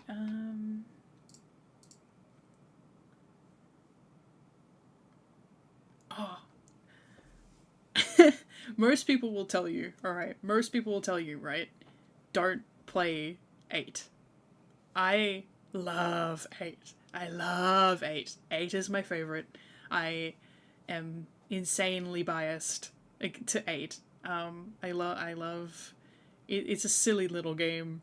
It's very silly in reality. It's quite a silly game, but it's also super emotive. The characters are really believable. They've got such fantastic interactions with each other. The aesthetic is on point. It's like it's 1920s meets 1960s Art Nouveau Europe. It's a fucking cool game. But don't play that game first. Even I'm gonna tell you, don't play that one first. If you're ever gonna pick up a Final Fantasy game, 10 is the most accessible. It both has the ability to be really friendly to new players, and I think it also has the greatest ability to be unfriendly to players. So it makes a good starting point for both people who are veterans of the series and are just starting out. And it's also got a beautiful Southeast Asian influences, and the story is also very emotive and beautiful. Wonderful romance. Each character has like believable motivations. Some of them are a bit silly, but one of the core tenets of Final Fantasy is a bit silly, and also you have to defeat an existential multiversal horror at the end of the game. And that's Final Fantasy.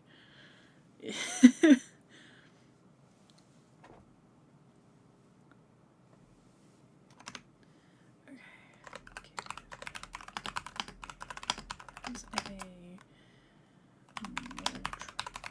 a more traditional art meaning, it will be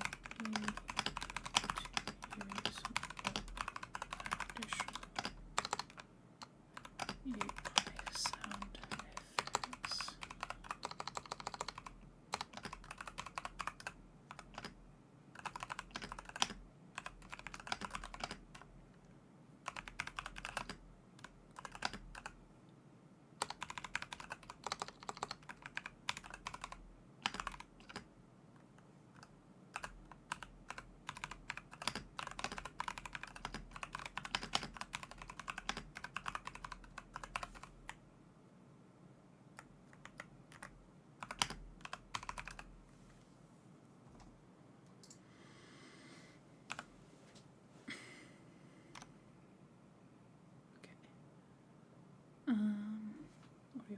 appliances.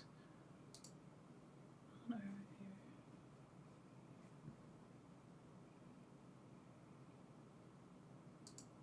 Scenes with storyboards. Hello! Welcome to the chat, Hades! Oh, yeah, the weather has been mad.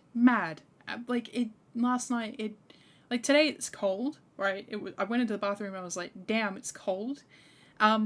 Yesterday, literally yesterday, it was 35 degrees Celsius.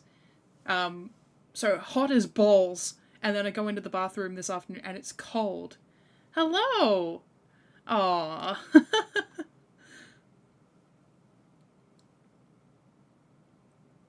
How do you intend to do that exactly?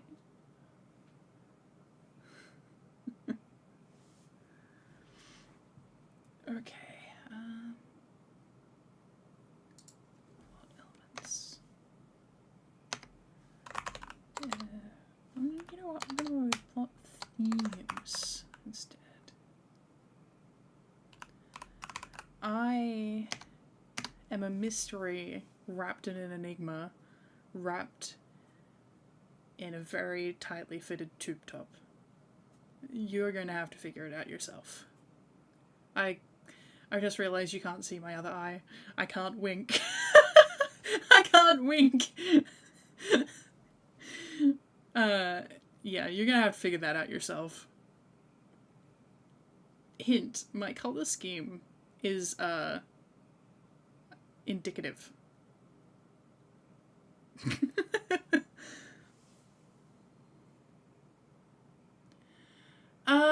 I don't have a schedule yet. At the moment, I'm kind of guerrilla. I've got lots going on in real life. I'm hoping to be consistent once the stuff going on in real life settles down.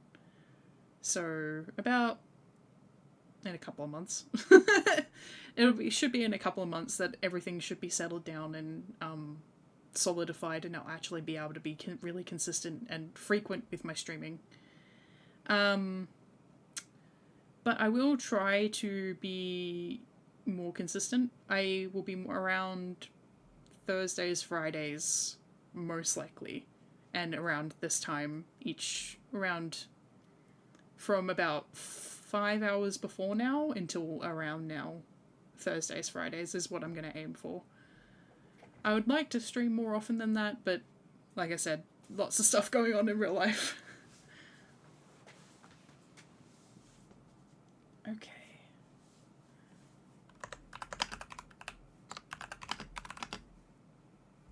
I look forward to seeing you back. It's been really great to chat with you, and hopefully I can do something more interesting than writing in a Word document next time.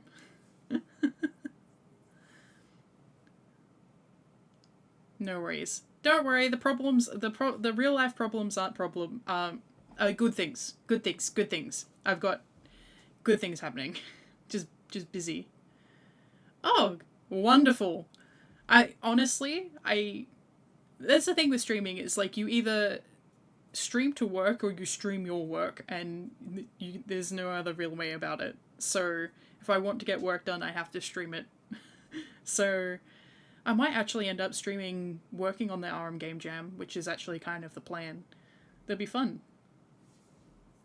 It will be fun. I think once I actually get into the engine, it should be really fun to show what goes into making a game.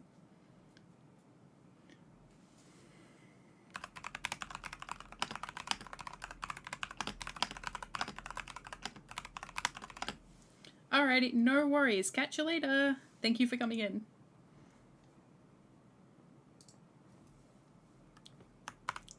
Bye.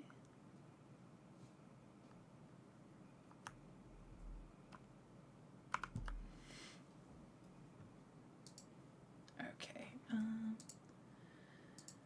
Alright, question.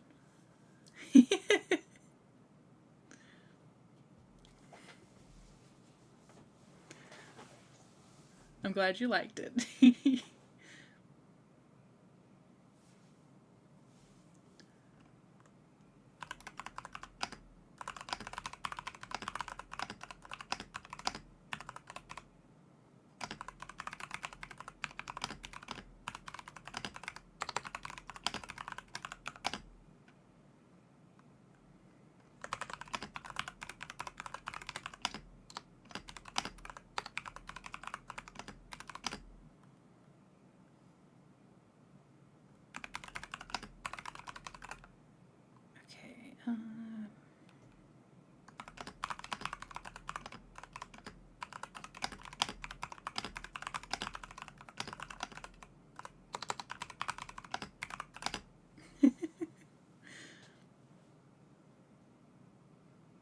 not used to toggles yet. I don't think I can do it when I'm in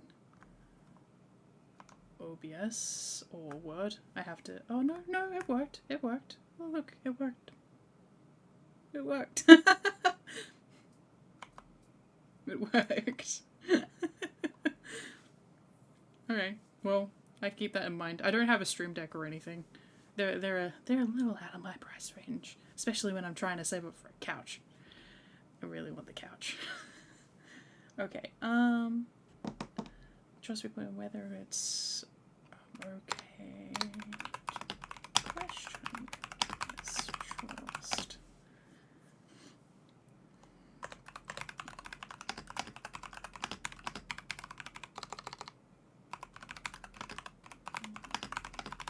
And what expectations our family have for us. I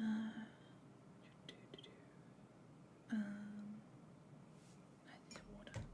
Mouth getting dry.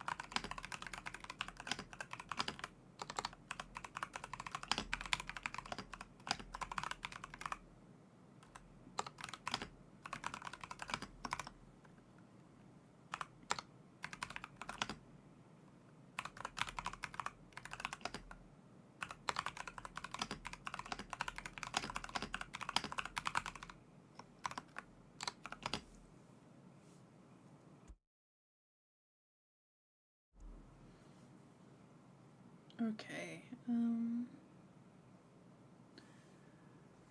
Right, so I'm not doing full backstory right now. Game, story, progression. I kind of already did that. Cutscenes. I'm not doing storyboards right now. Game flow, summary.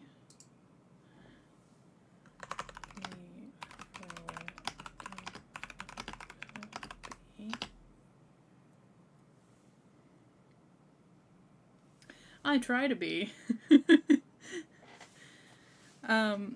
I did study game design in uni. I went to, well, college, uni, whatever.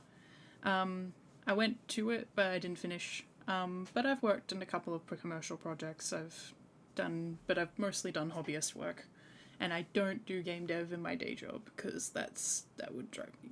I want to, but I wouldn't be doing this if I was doing it in my game job, you know what I mean?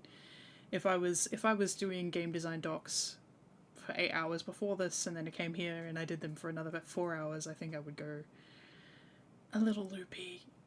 Just a little loopy. Okay, overall game flow will be menu, map, cutscene, map, dungeon, menu.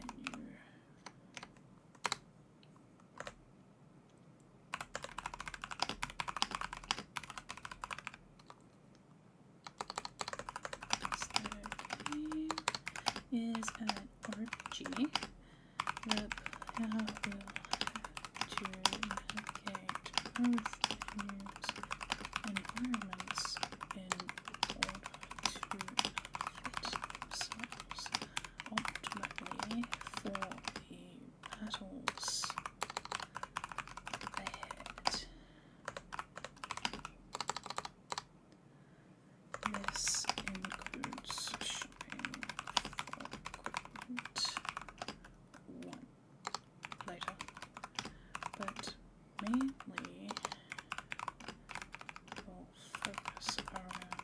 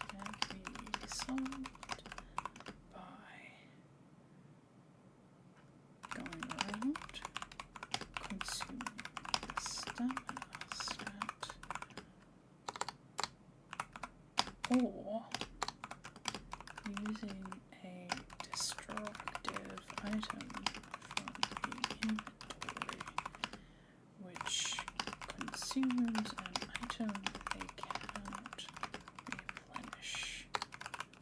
However, using stamina may lock them from being able to reach a chest within the dungeon. For example, potentially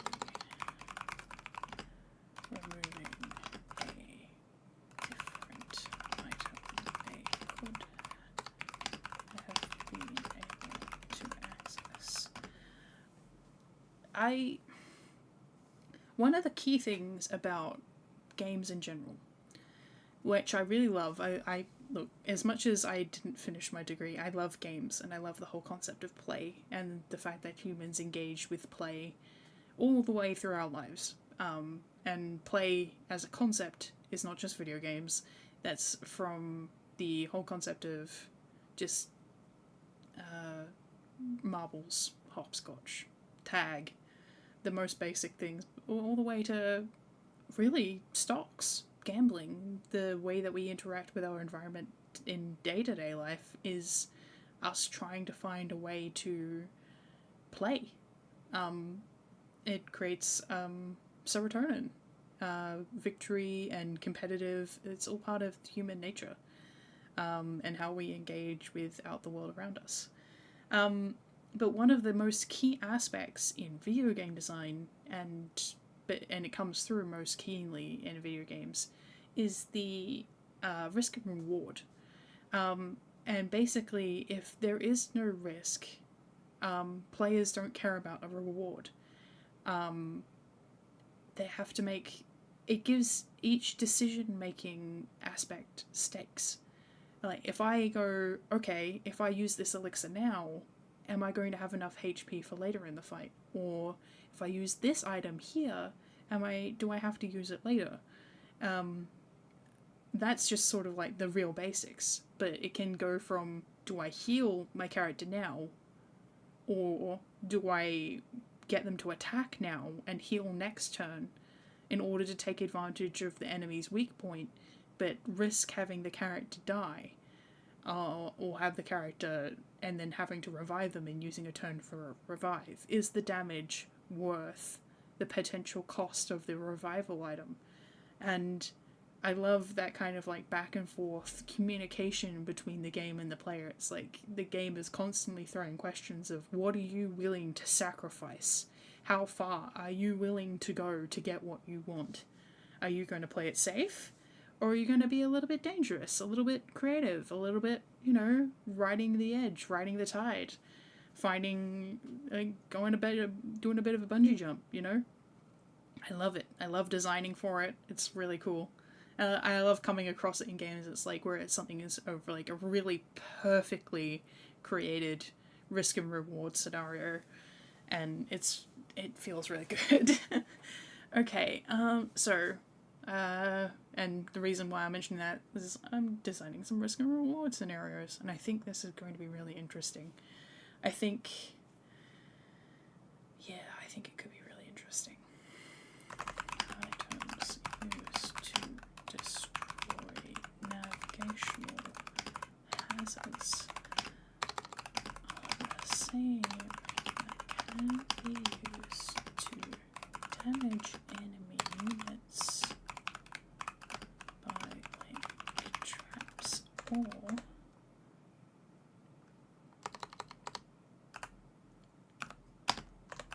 the risk reward is multi-faceted. The cost.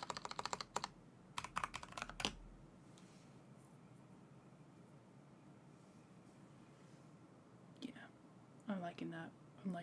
I think it could be really interesting.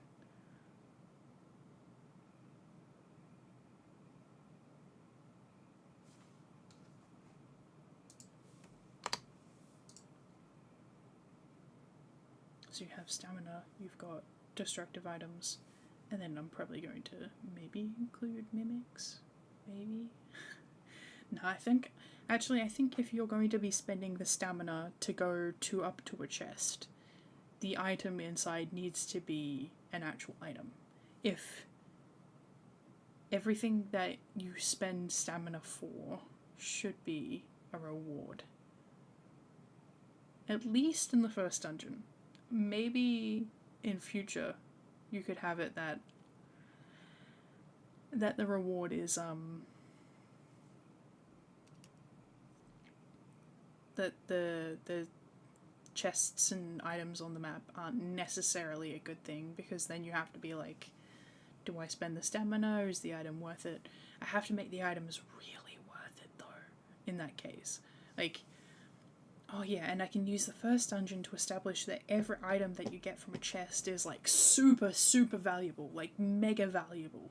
I can completely turn the tide of the battles that you're encountering, like brand new weapons, items that grant new skills, like full slots of like the explosive item, that sort of thing. Like the chests need to be really good, and then when if I get time for the second dungeon, while you're exploring the second dungeon, you're like, okay, well, it's always worth it to use my stamina to go up to these chests, and then you go up to a chest, and it's a mimic. it's mean, but it should be fun. It should be really fun to do.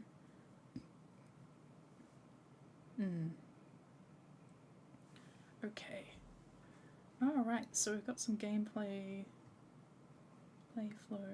Yep, that's the same thing. Game flow summary.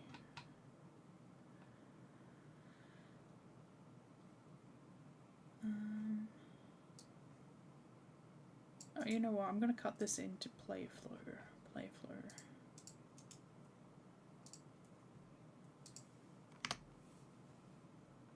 Alright, level and mission structure. Okay.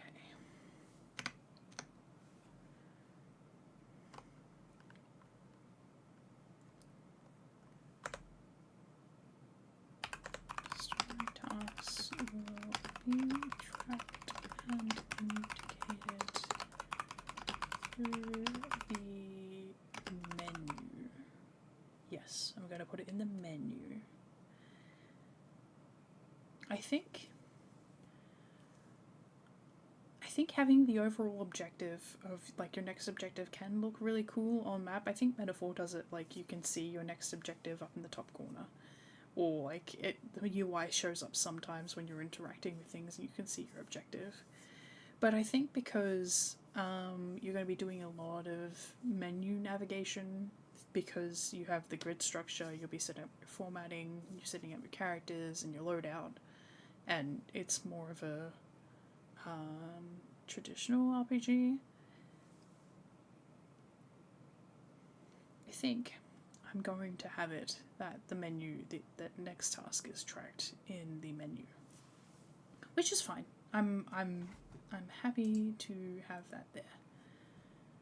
Okay. Alright, so story tasks will be tracked through the menu. The dungeon maps will be grid based and flow in a snake like structure.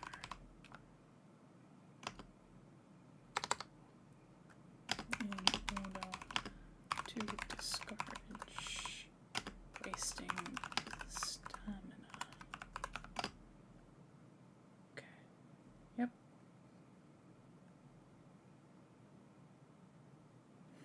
I'm just thinking about how I'm going to build this. Alright, you know what? Let's go to, where is it? Technical. Play flow, play mechanics, okay. Let's make 4.71, okay. Dungeon map navigation. And just, now we're going to say it technical. Okay, so, the player character will be a non-player entity. Yep, okay. Its position will be loaded into the XY variable, as will the position of the player. Can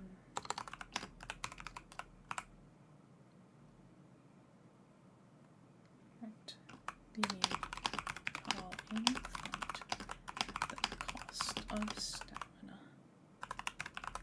or up to 2 tiles ahead,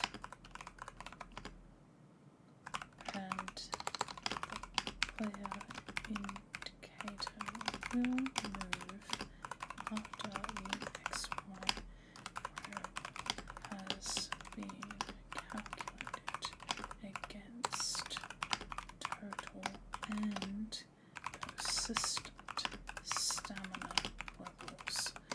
Total stamina, the amount of steps able to be taken in an entire dungeon if the player runs out.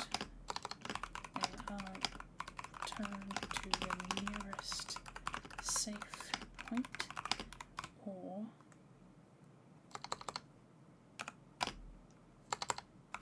which can be the beginning of the dungeon, and all items are reset. So I need to make sure of code that all items will reset if you run out of stamina.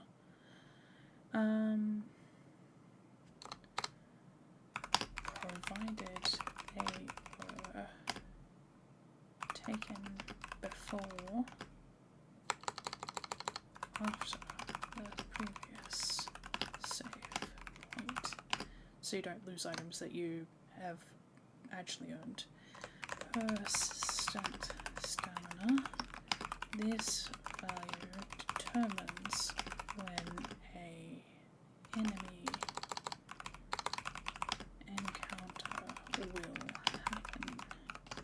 This resets after an enemy encounter.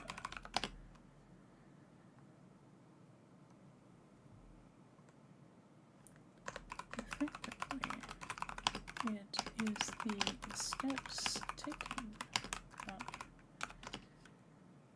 variability to whether to when this will occur can create different scenarios on a per player basis, so this value should be a randomized value between set amounts based on the player's stamina stat, and then the overall stamina stat is also important. So you actually have a stat that directly and noticeably contributes to how you navigate the dungeon.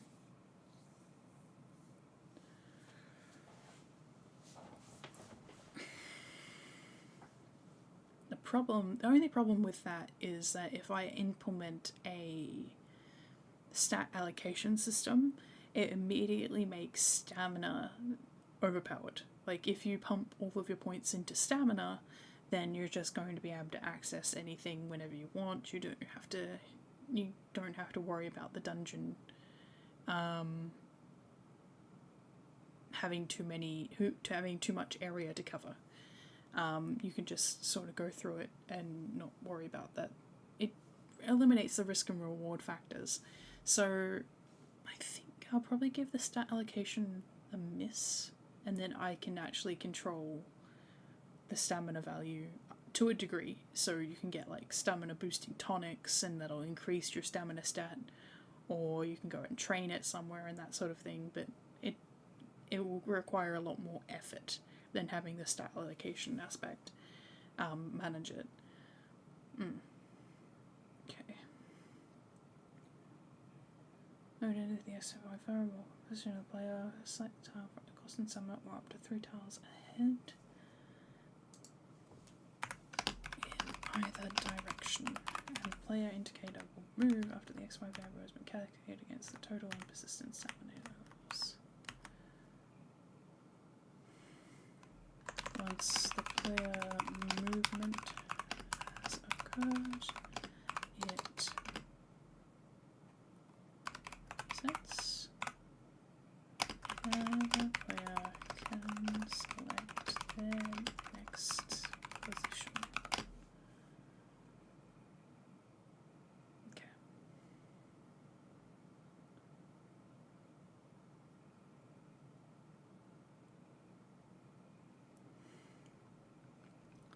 Player character will move diagonally if directed to a direct diagonal position. That's going to be complicated to code.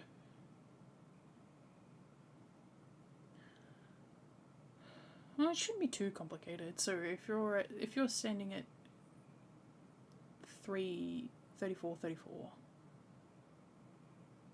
and then you want to move to 33, I just have to move, and then it's like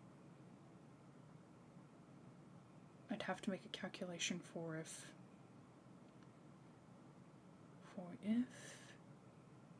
x minus destination x and y minus destination y are, if they're equal, or if they're just, so if they're always equal, it would always be a diagonal, right? Yeah, so if x and y negative value is always equal, then it's diagonal. Yeah, I'm not good at math. I'm not good at math. I'm doing girl math over here. Girl math. XY is the square root of my amygdala. Yeah, I think, okay, so if they're equal, that means it will be diagonal. But if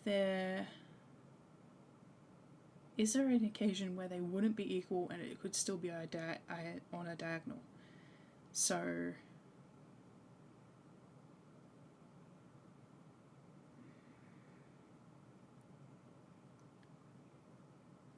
diagonal.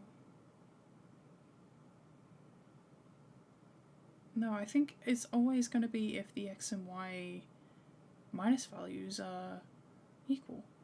Okay. I think that should be fine. And then if it's, oh no, hang on.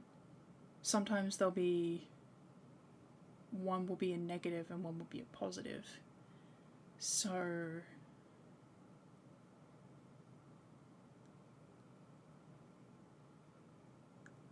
in that case, I think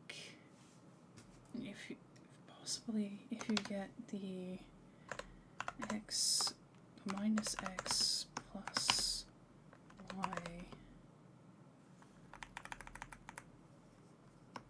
minus x plus y divided by 2 equals y. So if the negative and the positive, wait, a negative and a positive makes a negative, doesn't it? I'm pretty sure it makes negative. Oh, hang on. No, if I add them together, so, and they equal to 0,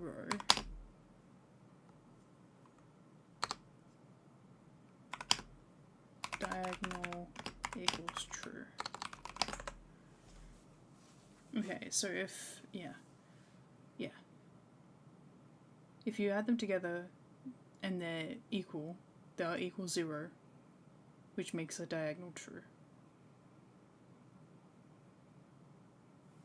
Hoi. And then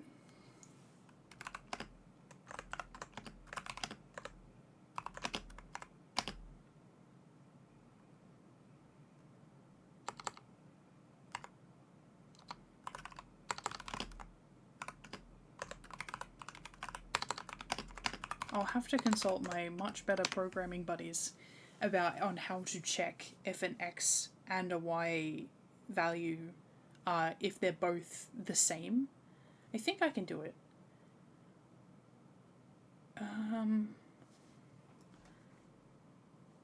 You know what? I'm going to do something risky. Let's see what game is currently open in my RPG Maker. Oh, good sample game. Perfect. I ran the gauntlet and I lucked out. Okay, I got very lucky. I got very, very lucky. I have some games that will immediately give my other identity away. Okay, so we go into control variables. We go if conditional branch variable is equal to, so our values are, okay, so it's not equal to, greater than, less than, greater than or equal to, less than or equal to. Cool. That makes things easy. Because then I can just calculate x and y equal diagonal is true, x plus y. Okay, so hang on. Alright, so the checks are, first you check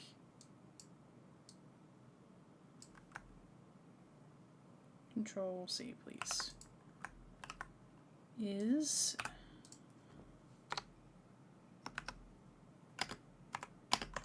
no, then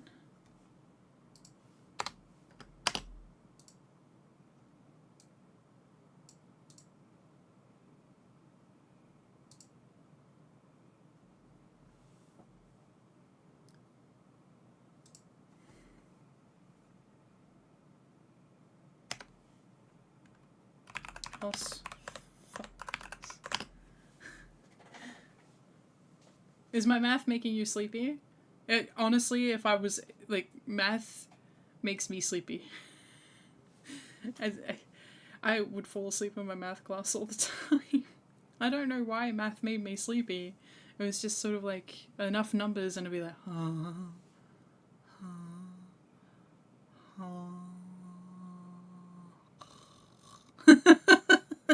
Nice, okay, cool. So, honestly, as I've gotten older, I've managed to get over it, but I think it was kind of like, you know, that whole concept of don't do this, like, if you do something in bed, it'll make you sleepy because you'll start to associate it with sleep. Or, like, if you work in bed, then your bed isn't fully associated with sleep, so you're not as sleepy in bed. Like, your body associates things with the location that you do them in.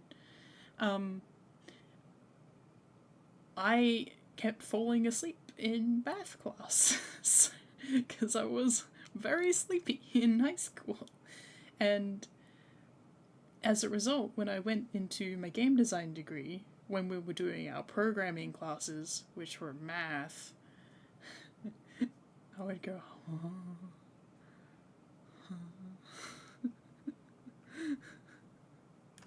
I'd be like, oh no, where I'm going to sleep, help me, oh no, what do you mean, why do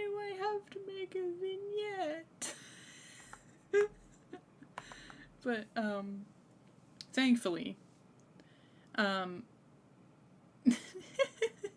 no, no, no, I don't want to be on fire. I don't want to be on fire. I don't want to be. I'm happy, very happy not being on fire. especially given I live in Australia.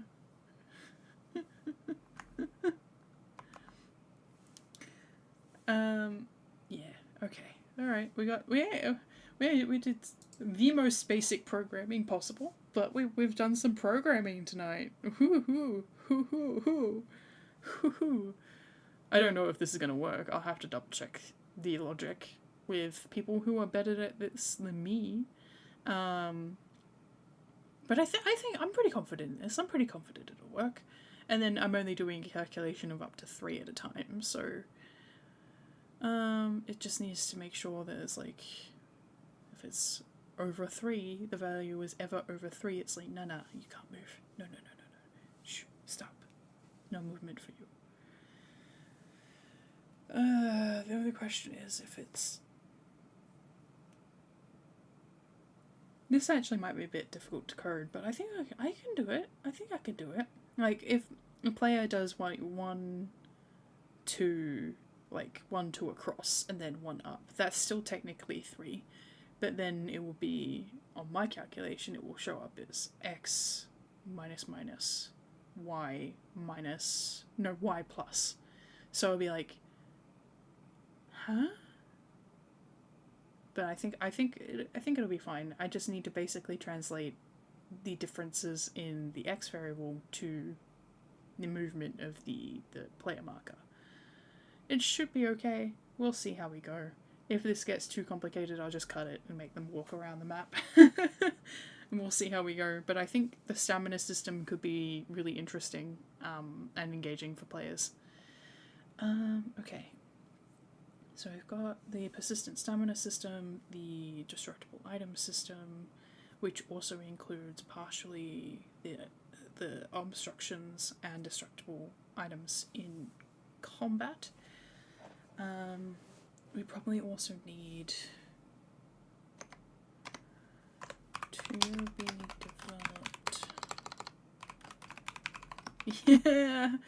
Yeah.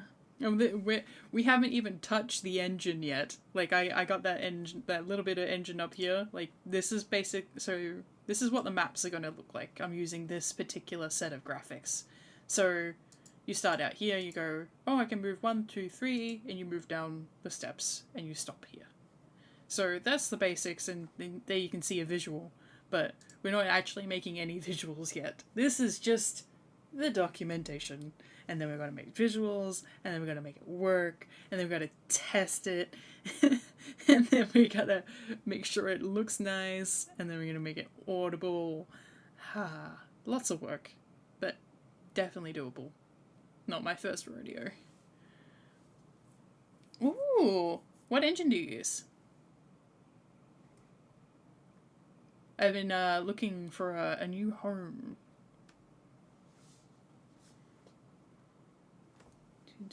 Developed movement.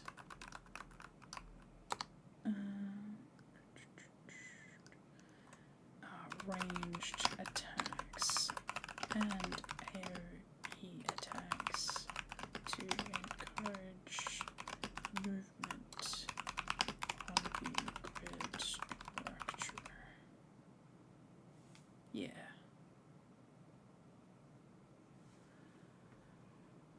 Okay.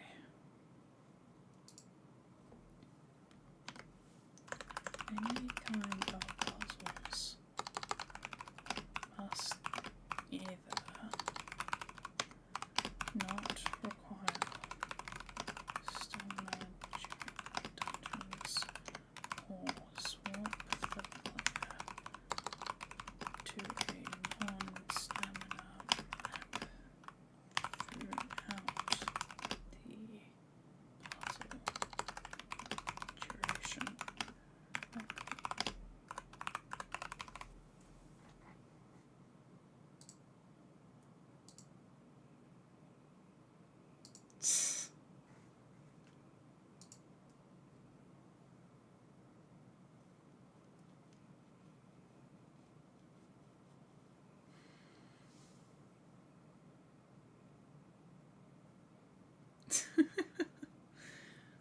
really. 3D or 2D? If you're going to be mysterious about it.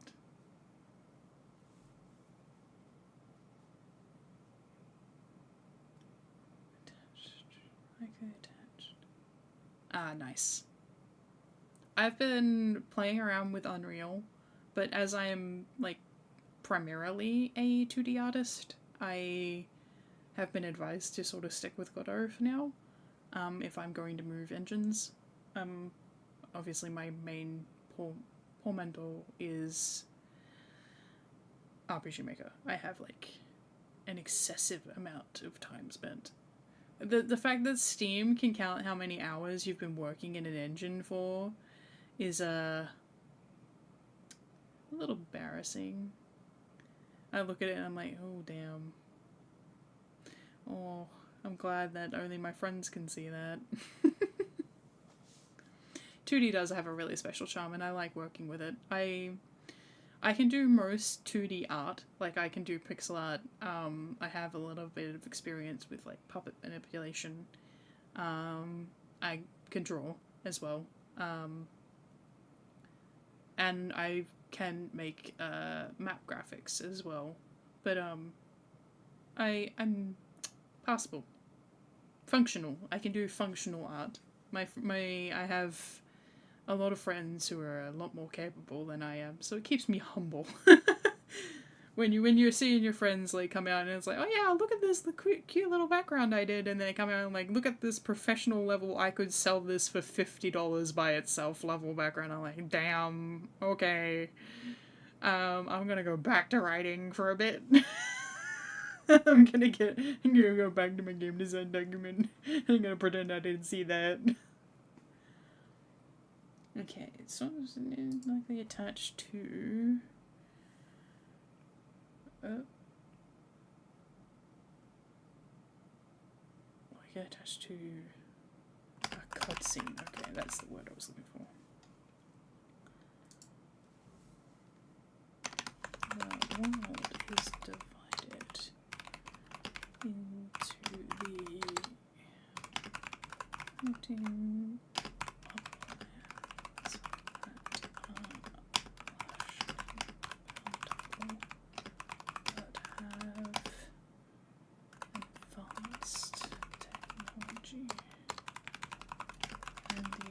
floating lowlands, which are more industrial and lower class. The uplands were elevated after the last Grand War, when the last of those very heroes, the sigil of the hero, passed away defending the people. Their sacrifice and the power they held elevated the islands where was fought, resulting in the divide between worlds. The escape route in the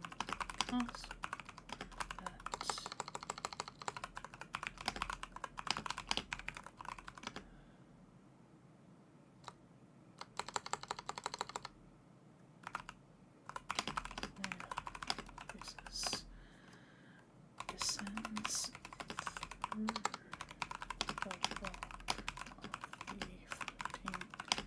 island and opens up above maybe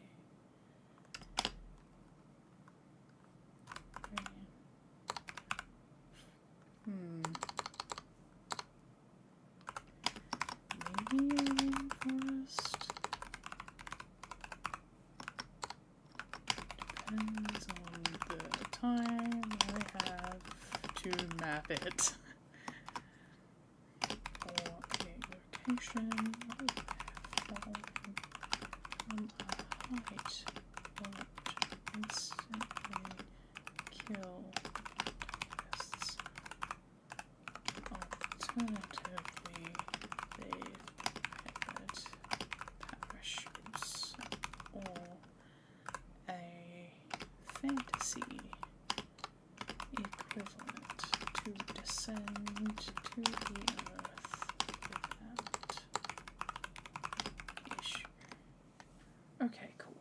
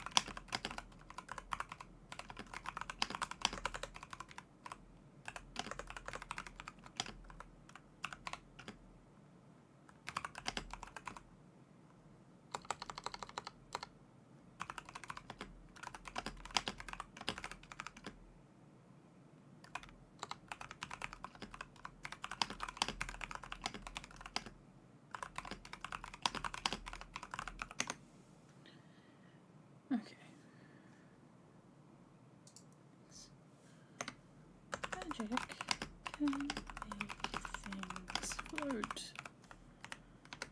The upper elements are entirely soft.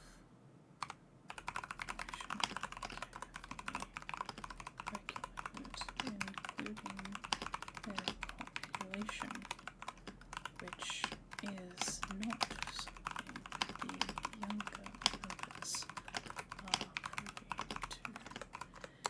Each family is only permitted a certain amount of children, and if the population total exceeds their the numbers that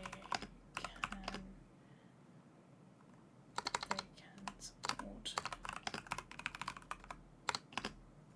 comfortably, those people are charged with petty and often made up crimes. Then hello, welcome to the chat. How you doing? Nice to see ya. Thanks for popping in. Just working on a game dev document.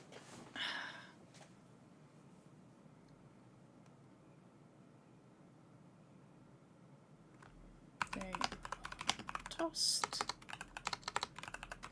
out of the bottom of the island to die. Not all die though, leading to the development of a small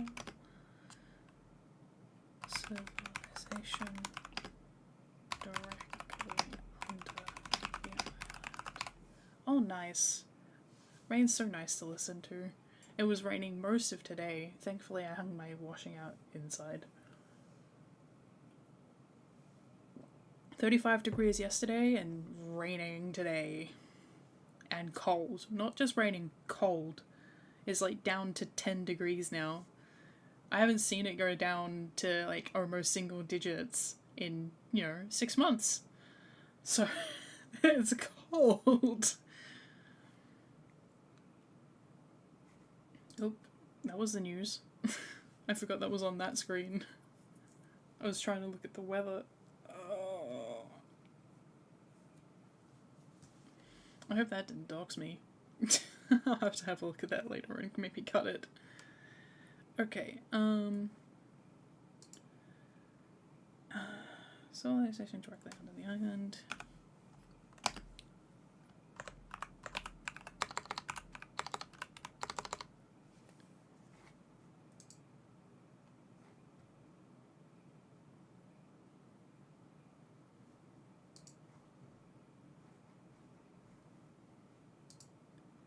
Okay, alright, so we've got establishment of the civilization, which will form the second dungeon area. Wonderful.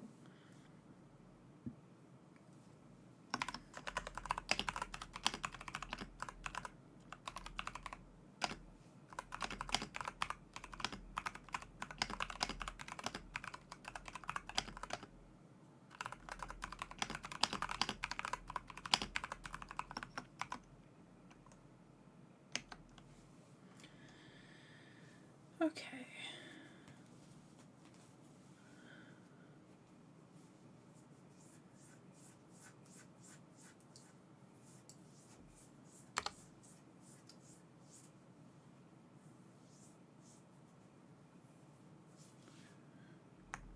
Alright, so reality. So we may end up having. So reality.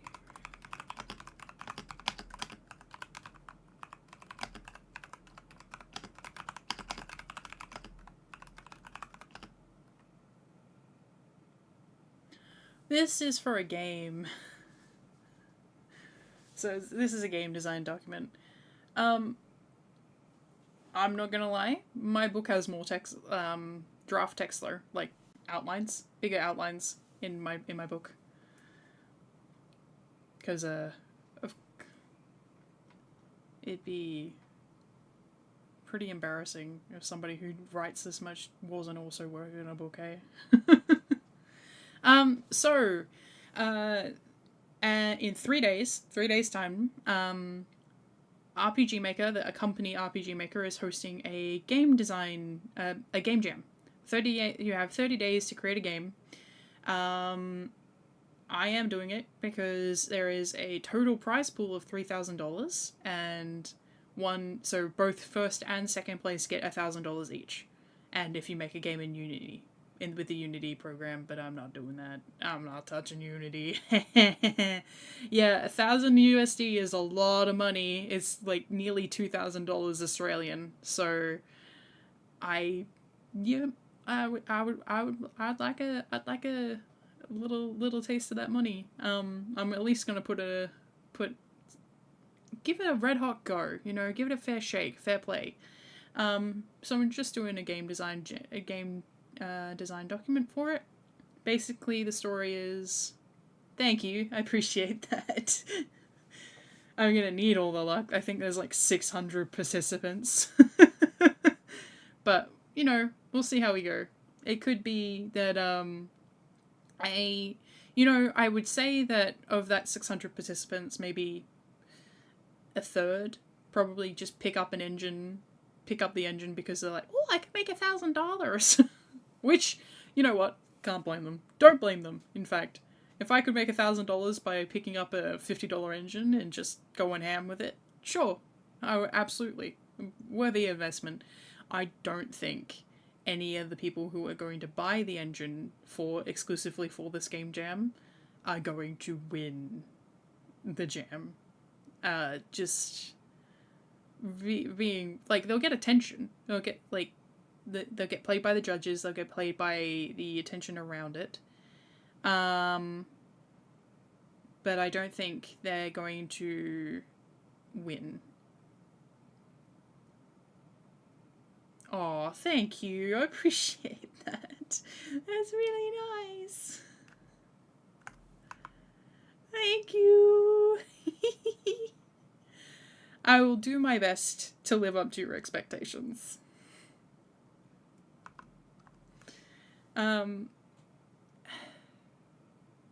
Yeah, it's RPG Maker is, you know, their tagline is easy enough for a child, powerful enough for a developer. And I would say that pretty much everyone who has developer experience in RPG Maker, and I'm going to say it, I have developer experience in RPG Maker. I have worked on a lot of games in RPG Maker at this point. Both like as on my own terms, but I've also worked like game, like obviously like this game design doc, but I worked production, like I was overseeing production, trying to get the game out of the door. It didn't get out of the door.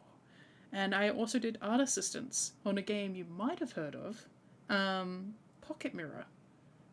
I didn't draw anything like the actual artwork. I will put that out. Like, I didn't draw any of the actual artwork in Pocket Mirror, but I did a little bit of like editing, a little bit of putting the portraits together, like so they actually show up in the game properly and that sort of thing. And that was my job. Yeah, it is. It's a thankless task, really, because you've got a lot of people who are like, "Oh, game design's easy, you know, just add multiplayer. Just add multiplayer. It's easy. It's easy." And it's not. It's not easy to add multiplayer. One, you have to have your own server. Two, you have to manage all of that sort of stuff remotely and everything else. Yeah, yeah. This is going to be 2D as well. I did some Unity development back a long time ago now. So I've done both 2D and 3D, and I work with 3D models a little bit, but my main jurisdiction is 2D, and yeah, it's hard. It's hard. It's Don't let anybody ever tell you it's easy. Even like if once you go from being a gamer to a game dev, you start to really see this. It's not easy. If only more people would make that transition.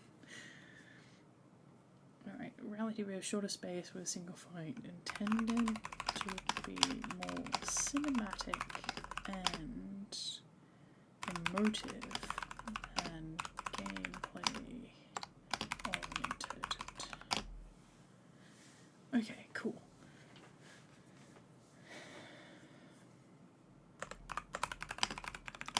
Present deep questions that leave players hungering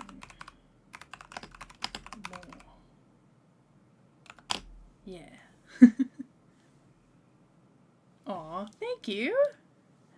I'm definitely like I'm planning to actually stream the development of the RM Game Jam game, but I will be playing games as well at some point down the line. So yeah, definitely check in because we'll be doing some fun stuff. And I do try to input any.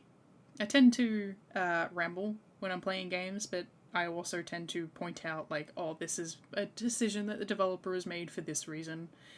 Can't help myself, but it might be insightful and fun. So fingers crossed. Okay. Alright, so main city. UI do menus. Yeah. I'm really glad that people are enjoying the stream.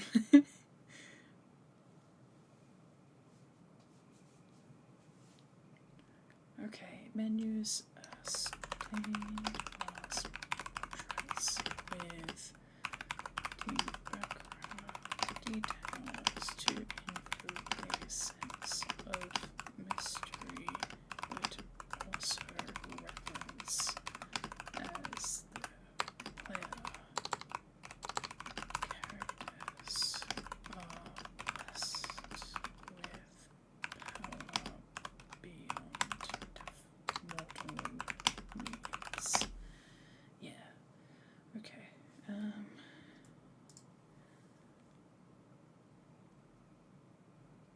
Aw, thank you.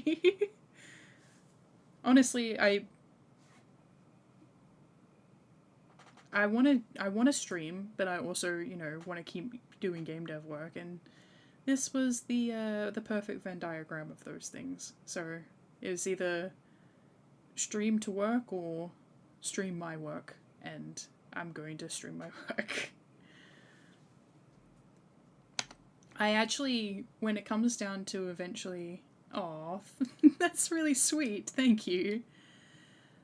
In future, I actually plan on making the game picks democracy. So people will be able to vote from a certain list of games that we can play. So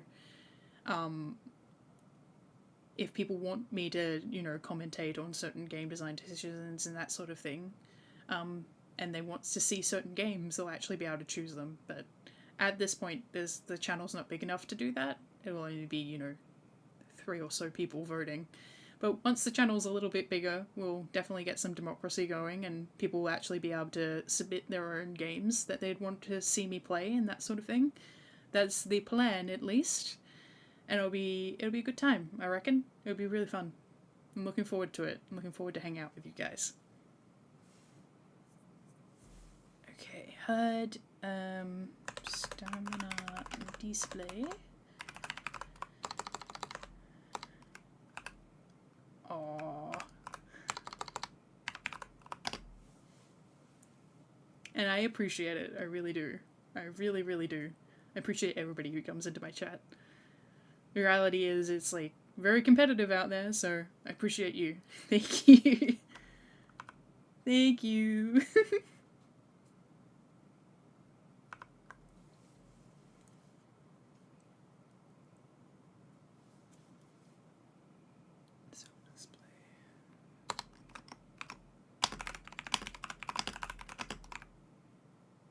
Aww, no. You don't need to cry. It's okay.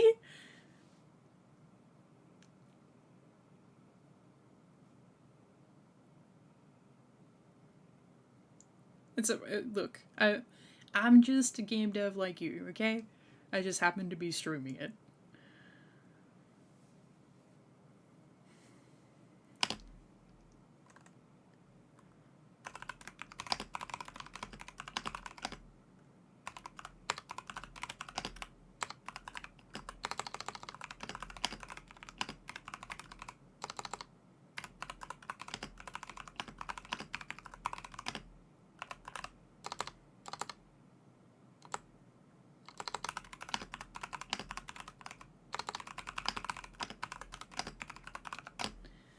Okay, we're gonna hit save on that one.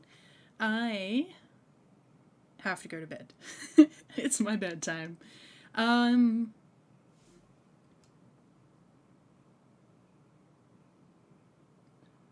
thank you, Leon.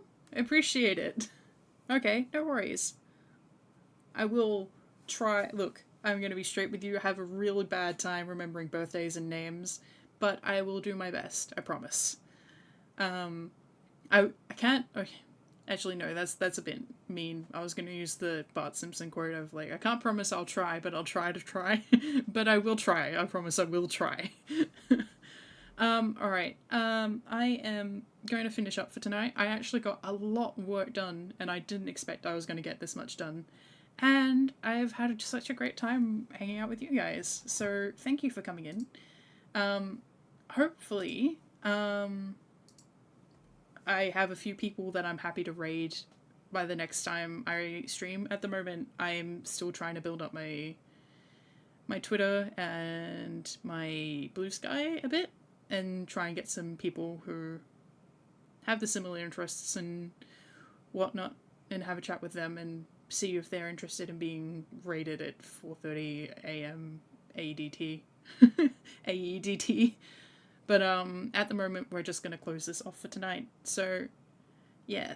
Thank you guys for coming. I really appreciate it. Thank you so much. And I will catch you later. I will probably be back by Thursday or Friday this week if I don't end up streaming tomorrow. Alright?